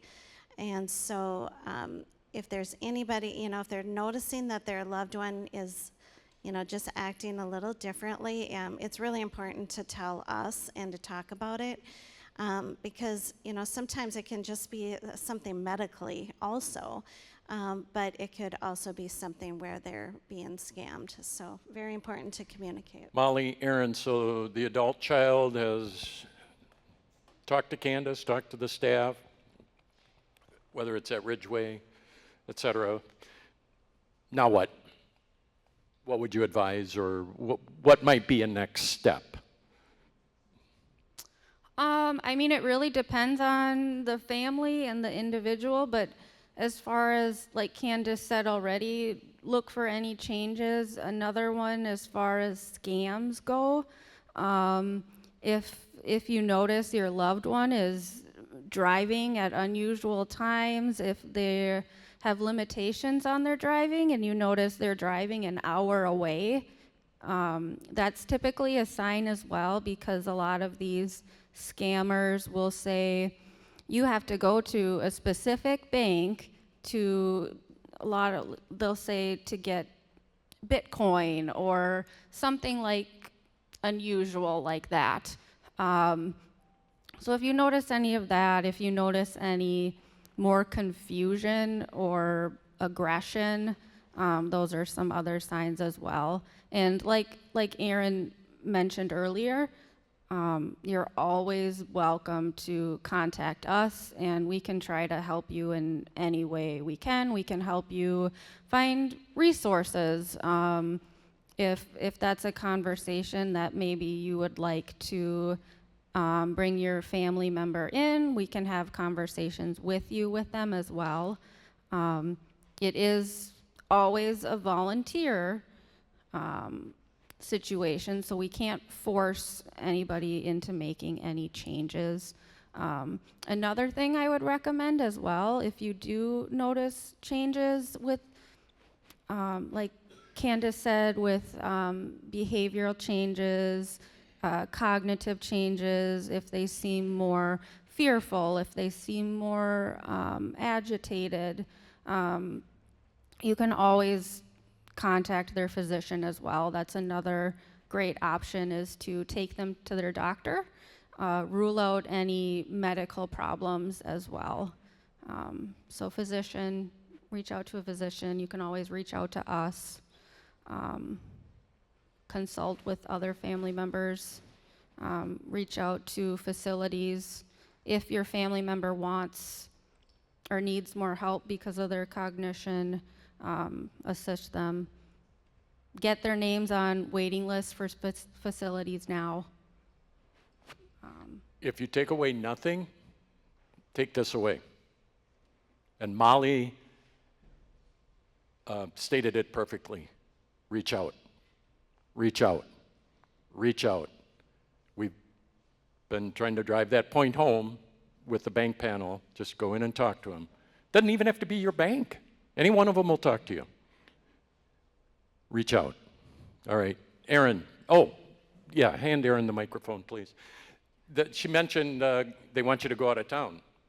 They want you to go out of town because most people won't recognize you. You go in town, guess what? What are you trying to do? You go into your bank? What are you trying to do? Why do you want to move 50,000? Right? You go to another bank. Alliance Bank. You go to Lake City, St. Paul, wherever they are. You know, they don't recognize you. Aaron, closing thoughts. Yeah, I echo the same things that Molly and Candace said about reaching out, trying to help family members as much as you can, or friends. The scams are always changing. Like Molly said, the calls we get, the reports we get for vulnerable adults are very high for scams. That seems to be just a big thing right now, romance scams. There's always something new, so it's hard to know.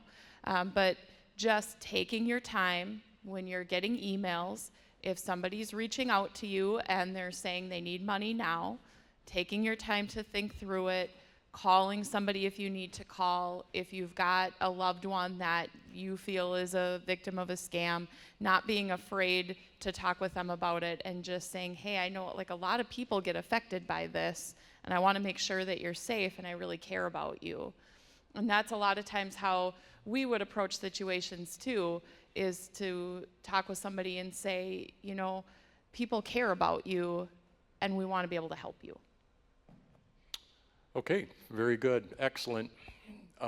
Maybe the closing thought here would be, and I would be one that needs to do this, have a daily, weekly phone call, text with my adult children, just touching base. And that might go a long way. So. Yeah, absolutely, yep. Very good. Oh, Candace, real quick, close this out. Yeah, just one more. You know, we've been doing these fraud seminars now for a few times now. Year and a half, 3 times, yeah. And we have a similar population of age members that are attending this, and so make sure you share this information with your adult children and grandchildren, because I don't think they're attending seminars like this, and it's happening at all ages. It's happening, you know, at 16-year-olds who are getting their phones for the first time or whatever. So I think it's really important to share what you've learned at this seminar, because I don't think that they're hearing the message as much as you guys are hearing. Great advice, Candace. My suggestion, go down to the New Cat Studio, pay them $5, get a CD of this workshop, and give that put that in the stocking of every one of your adult children at Christmas time. It'll be on YouTube. Yeah, Aaron Kistner, Molly Stimpert, Candace Schuweiler, thank you. We ain't gonna make it, but we'll be out here at 11. All right, very good. So people that have been here before, you know we've got 3 panels. We've got the bank panel, we've got the human services panel, and then we have the law enforcement panel. I think each one builds on the other, and the information seems to just kind of, as the morning goes along, gets better. And I don't want to say better and better, but I think it gets reinforced, maybe is a better way to put it. Dave Borkert, kick us off, please. Hi, I'm Dave Borkert. I'm the Chief of Police with the City of New Ulm. Mark, did you just want us to kind of each give our own executive summary and then move on, or just the introduction? Idea. Excellent idea. Quick executive summary. Perfect way to put it. Okay, so thank you everyone for coming. So in law enforcement, we always look at, there's basically 4 categories. There's prevention, there's the response, recovery, and then mitigation. So when we're talking about these situations, they're happening frequently. Prevention is what we're doing today, educating ourselves. So thank you for coming. Thank you, Mark, for hosting this and having our bank representatives and other levels of government that work in this. Because I think, you know, I picked up something today. So I work with this quite a bit. So I think there's an advantage with prevention, and that is dollar for dollar. That's your best bang for your buck. If you can avoid it from happening, you know, there's a lot of value there. The response is just like when we get the call, we do our best as far as trying to help everybody. But, you know, sometimes the damage has been done for a very long time. This has been something that's been happening for months, or it's an overseas actor, which is very common. The criminals from overseas, there's literally almost nothing we can do about that. When they're talking about, well, why can't you investigate it? There's literally nothing we can do if the individuals from another sovereign nation, we can't extradite them, and there's just very limited success stories in those cases. Mitigation, I think, is important. having credit card notifications if someone's using your card. I know every time, we have that on our cards as far as our family, so every time I go to Shields and buy something, my wife is contacting me. It's like, well, that's not a fraudster. I'm in Mankato again, but those type of things, they work very well. So I think that that's a very low cost, no cost, basically, protection. I also like to pay cash. I'm kind of old school, but I've always just preferred to pay cash if I can. And then having, if someone contacts me for something, I'll always, it's like I won't respond to it. And then I'm like, I'll be calling you back if I'm interested. I'll take control of that situation. It's like, if I'm interested, I'll call you back. Otherwise, you don't need to call me again. And when I'm doing that, I'll look it up. Like, I'll actually find a number that's not the one they gave me, or not the one that's on the letterhead that they're sending me, or the text, or anything like that. And then I'll go through their chain as far as finding them. I think having the geographical restrictions are very helpful on your cards, your credit cards, your debit cards. And then if I can, I still prefer to, and I think we're starting to kind of cycle back to this as society, is the local in-person. So if I can just go to my local bank, I'm just going to do that. I'm going to walk in there. I'm going to call there. I prefer to basically take care of those situations locally. I mean, in my opinion, that would save, from what I've seen over a career, that would save hundreds of thousands of dollars if they would have just followed up on the front end and worked with their local individuals. And then just a real common sense thing with mitigation as well is like just having ATM limits. So like if they're doing withdrawals, mine is just $200. So if something would happen, that's basically, as far as the risk exposure, it's $200. I've never had it compromised or anything like that, but I think that that's a common sense protection. This is something that's going on a regular basis. I'm also a county commissioner, so if you would watch NewCat from yesterday, we're dealing with this even at the county level. So yesterday we had our IT director approached the county board, and we had an action item. They're asking for $28,000 that wasn't budgeted, but I think probably prudent, is they're looking for cybersecurity protection because they didn't feel that we were insured well enough. So right now, $3 million coverage plan that we had, and we had cyber security basically through Association of Minnesota Counties, through the insurance group, MCIT coverage, but we felt we needed more. So one thing that's kind of prompting this is Mower County last year had a cyber attack and it cost them over $1 million. And they're dealing with overseas actors, same thing that we're talking about today. So I mean, a county level has a lot of protection.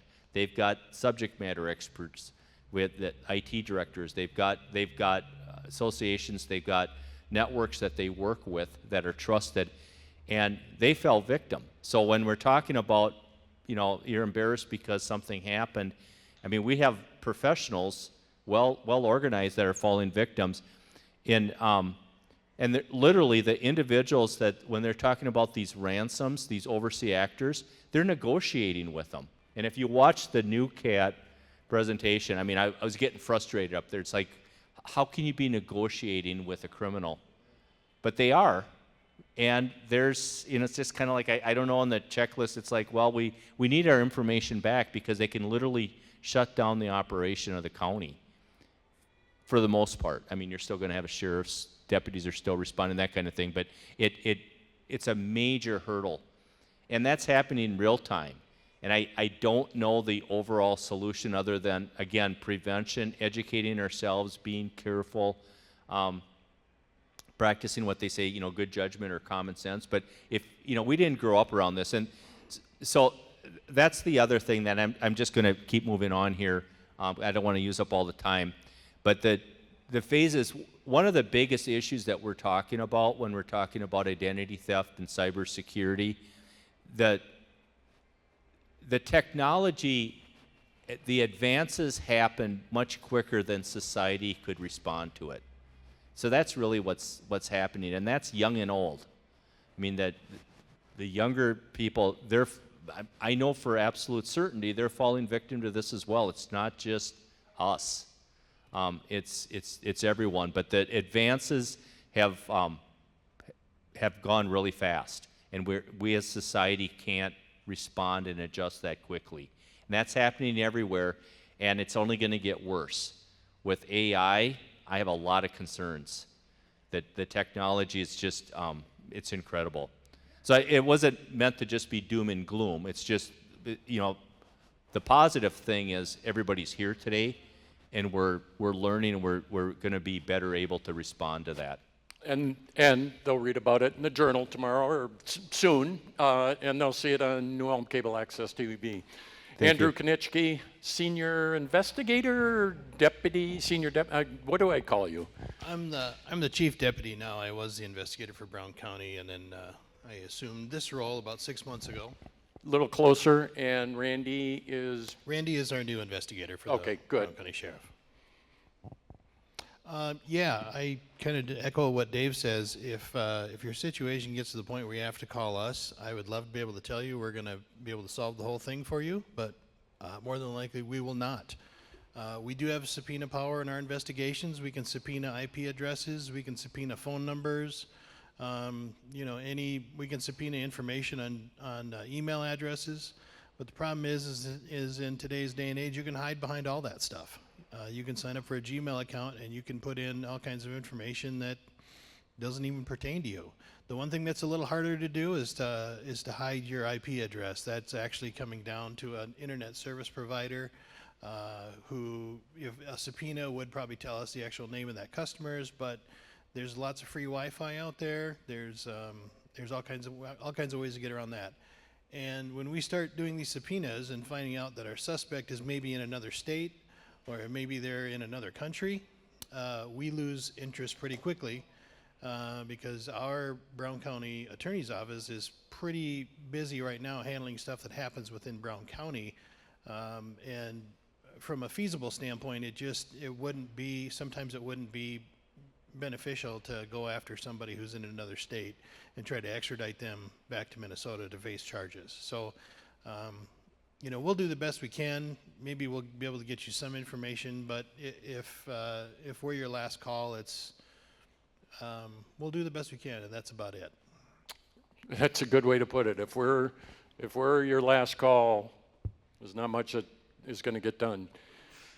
Chris, we've been doing this a long time, you and I. Yeah, we've seen a lot. Yeah. My name's Chris Moloff. I'm the senior investigator for the police department. Just to give it a scope, and I said this on the radio prepping for this talk, I just want to throw out the numbers of what we actually see as a community, because they're quite shocking. So just in 2025, we had 108 cases of fraud, scams that totaled $678,000 just from our community. This year, currently, we've had 42 cases, and we're just over 500,000 already. So we're talking big numbers here that affect lives. They also affect businesses. It's not just people. You know, most recently we had a business that unfortunately had one of their vendors' email was compromised, and they ended up where that business changed their bank account and announced to them because everything looked legitimate. They sent the money off and sent it to a scammer, and that quickly went overseas. So it's definitely advent of the internet. We can't hide anymore. We're a small community, but sometimes we're better prey.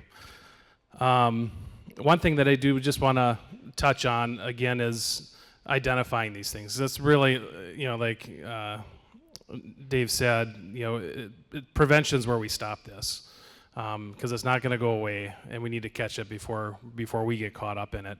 And the one thing that I find as a common denominator is that they always try to create a sense of urgency, and no matter what scam that they do, and then they also isolate because they don't want you talking to other people who might pipe up and say, hey, I think this is a scam, and you might not want to get involved.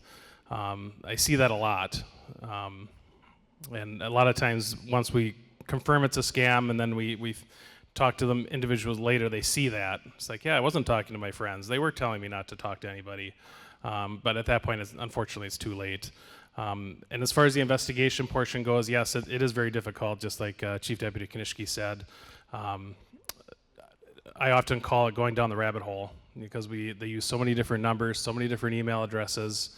And even if we do find somebody that's in state, we can track them to another state, and typically those people end up being mules, what we call them. So they're also involved in a scam. And it's kind of, I would say, the money washing portion of it, where they're just sending money to different mules, and eventually it always goes overseas. The other one that I wanted to bring up, which is, actually two. So the check washing case, we've seen a lot of those. And I would reiterate just what the banks harped on, again, is if you can do the online payments, it's not just local. I've talked to other agencies in our area, they're experiencing the same thing, and it's not happening in our geographical area, it's actually happening somewhere in these mail processing services. So we really don't know how they're getting it, but they are. I think I've handled 6 in the last 3 months, and again, it goes to mules, and I can track it only so far, and then it goes overseas. The other one, I used to say, that we never had to worry about scammers actually coming to our town, and we've had a couple cases now where they've asked people to convert their savings into gold, just to save it, from the market, but then they'll actually send a person to come collect it. And we've had a couple cases now where they've actually sent people from Chicago to drive over and actually meet them, typically at a neutral site, but sometimes at the home, and transfer the gold and then leave. One of these actual perpetrators that did that was caught down in Texas. So they actually sometimes do get caught. But just to keep that in mind if you come across that one, because we will want to intervene at some point if that's the case, because we do want to catch these people, but realizing that they're probably not the masterminds behind it, but it is a step in the right direction to try and prevent that crime. Okay, very good. Randy Murphy, is it? Correct. Okay, investigator now, right? Correct. Brown County Sheriff's Department. Yeah, Randy Murphy, Brown County Sheriff's Office, newly appointed last month. So this is my first workshop here, and I've learned a lot. And just to reiterate what many people up here on the panel have stated is communication. Take everything you've learned today, even if it's 1 or 2 bits of information, go and share it with your coffee mates, at your supper table with your family over the holiday weekend. Just get the information out there. The more information we can get, the people talking about it, maybe they won't be so embarrassed to come forward and say, yeah, I am a victim, and maybe there is some small piece of information that we as law enforcement can go for, or, just get people talking. Good. Well, I'm glad you're here, because one of the things we're stressing is reach out, go talk to somebody, and if they end up at the Brown County Sheriff's Office, now they've met Andrew and yourself. I did have a couple here. So how is getting rid of Bitcoin machines going? And that's literally the question.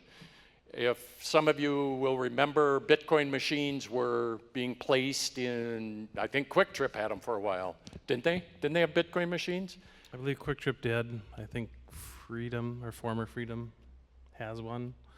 I don't know if they're not necessarily going away. I mean, Bitcoin is a legitimate thing, although there is a lot of fraud connected with it. So what was the scam with Bitcoin machines? trace that one back for us, because they get a phone call now, they wanted them to do something with the Bitcoin machine. Yeah, Bitcoin is so popular with crime in that it's difficult to track. In the banking industry, we can track accounts and typically trace it to where the money went. With Bitcoin, it's a little bit different. If we can act really quickly, and typically I think it's within 12 hours, we can maybe track and figure out what account or what wallet it went to. But Bitcoin, really, the money will just transfer, these criminals will transfer from one wallet to another, and it's very difficult to trace. And that's why it's, they like it so much. That's basically how those work. It's just another payment scheme to wash the money. So Landon said they moved the lunch to the other room, so we got all day. I'm kidding. He did say we don't have to hurry, but Bitcoin, where's Drew? Is Drew still here? So Bitcoin, in this end-of-life planning, one of the things that is happening monthly is millions are being, people ask me, and I'm kind of around this stuff, what's Bitcoin? I've heard of it. I kind of know what it is, but I can't tell you. I still don't have my arms around it yet. But there are people that bought Bitcoin at 0.00007 cents per token or per coin, and now it's at, I haven't looked lately, $100,000 per coin. So there are some billionaires walking around, Bitcoin billionaires that you would have no idea are out there, and millionaires. And there are some dying, and they haven't given their password to anyone, and there's no way to get into that Bitcoin account. The family has lost that account. By the way, if you're a day trader, let somebody know your passwords on that, because now you die and you're a day trader, you have open positions that they need to close out. All right, so can fraudsters tell from our phones that we are here? Oh, I get this. I put this question off because I didn't understand it entirely. Now I get it. Can fraudsters tell from our phones that we are here and thus contact us? I think. Does anyone get it? Oh, I remember now. This is that geofencing issue. So you go to US Bank Stadium, you go to Target Field, and they might do something called geofencing. And they've got every phone in a geographical area pinging on the towers, and they're harvesting that data so they can send you ads. Yeah, that's called geofencing.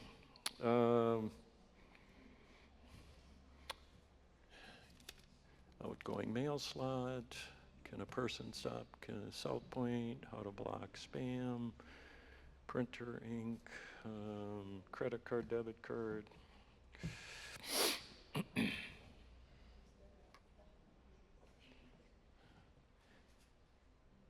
That's it. Did anybody else have any questions? Raise your hand. Wave the white tissue paper. Okay. David, Andrew, Chris, Randy, one final thought. You want this audience to, if there's one thing you want them to take away, what is it? I guess I would just say slow down. Don't feel like you have to do whatever the person's telling you to do on the phone. Just sit back and just think it through clearly and don't panic. I'm going to stick with my original statements: is communicate, talk, even if it's with your grandchildren. We all have these amazing computers in our hands, at the palm of our hands, and they can be extremely dangerous. So all ages, everyone, just have the conversation.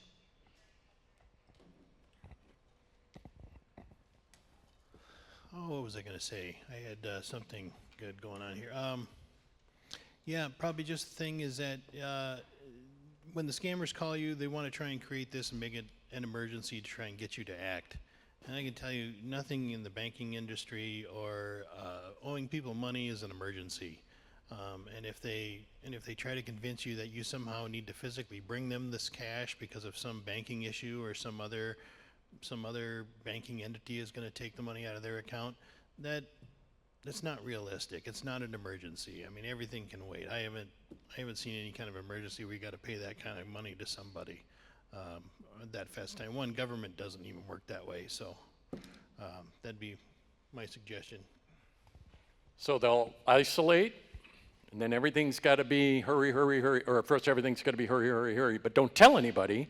And then if you don't do what they want, then they get mad at you. And now you've lost that or you think mentally. They've studied psychology, and they're really working on you in ways you don't even realize. But now you're in danger of losing this romance, right? This romance scam we've heard about.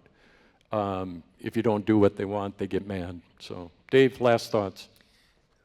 Yeah, I'm kind of echoing what I've heard today throughout the day as far as managing it, but take control.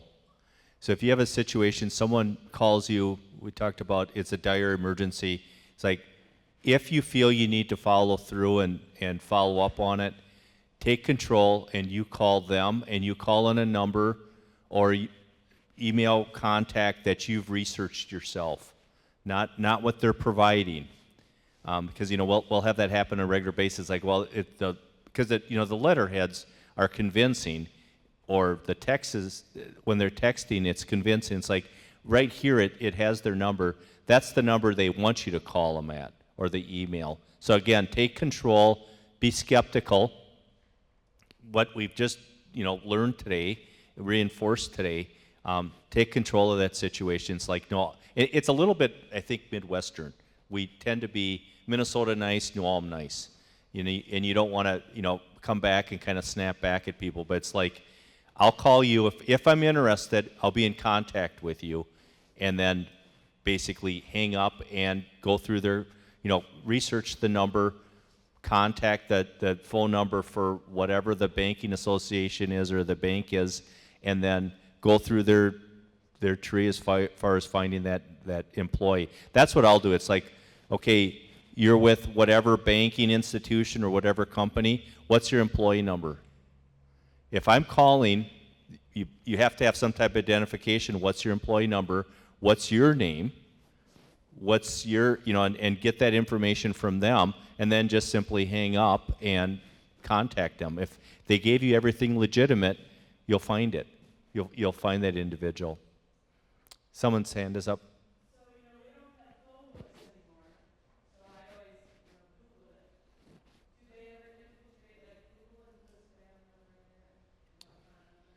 Oh, interesting. So we have phone books, we don't use them, but then Googling the number, and then could they be setting up a false Google?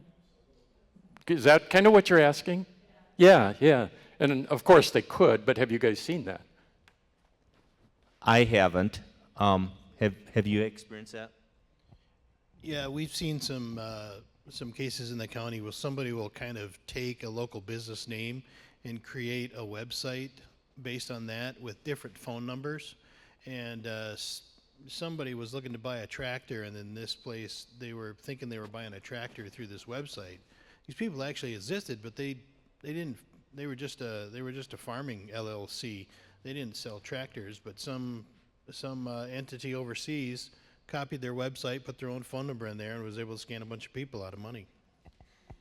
I remember you talking about that last December. I think an area farmer, was it 67,000? That seems to be the number I thought you said.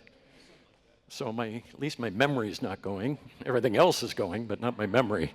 Kenny? I'm not sure you can trust Google anymore. When I was in business, someone gave me a negative review. They said I was rude and condescending, so it must have been a personal friend. But interestingly enough, that person I had never met. They were out of state. A company a week or two later got a hold of me and said they can get rid of that review. It would cost me several $100s. And then shortly after that, another company got a hold of me and said, we'd like to put a dozen nice reviews up for you, and that'll cost you a couple $100s. So, you know, if you're going to a restaurant and there's bad reviews there, be skeptical. And the other side of the coin is true too. If you're going to a restaurant and it's all good reviews, like I said, I don't think you can trust Google anymore. I think one of the best responses, though, is, again, do your own research, make sure it's legitimate, and going back to going in person. At least, you know where you went if you're going into that bank or whatever. And that's why when I'm talking about, it's not just where I'm trying to get a chamber award, Chamber of Commerce, but if you're dealing with local professionals, I think this day and age that goes a long way, especially when people are cold calling you and emailing you. I just want everybody to know I put in a good review at Woodview Dental. I'm not that guy that put that review in. All right, I'm gonna go once. If I don't see your hand or a slip of paper waving in the air, we're gonna close this out. I'm not even giving you guys a last comment because we did that 7 minutes ago. Very good, everybody, thank you. You guys make this a success as well as the panel.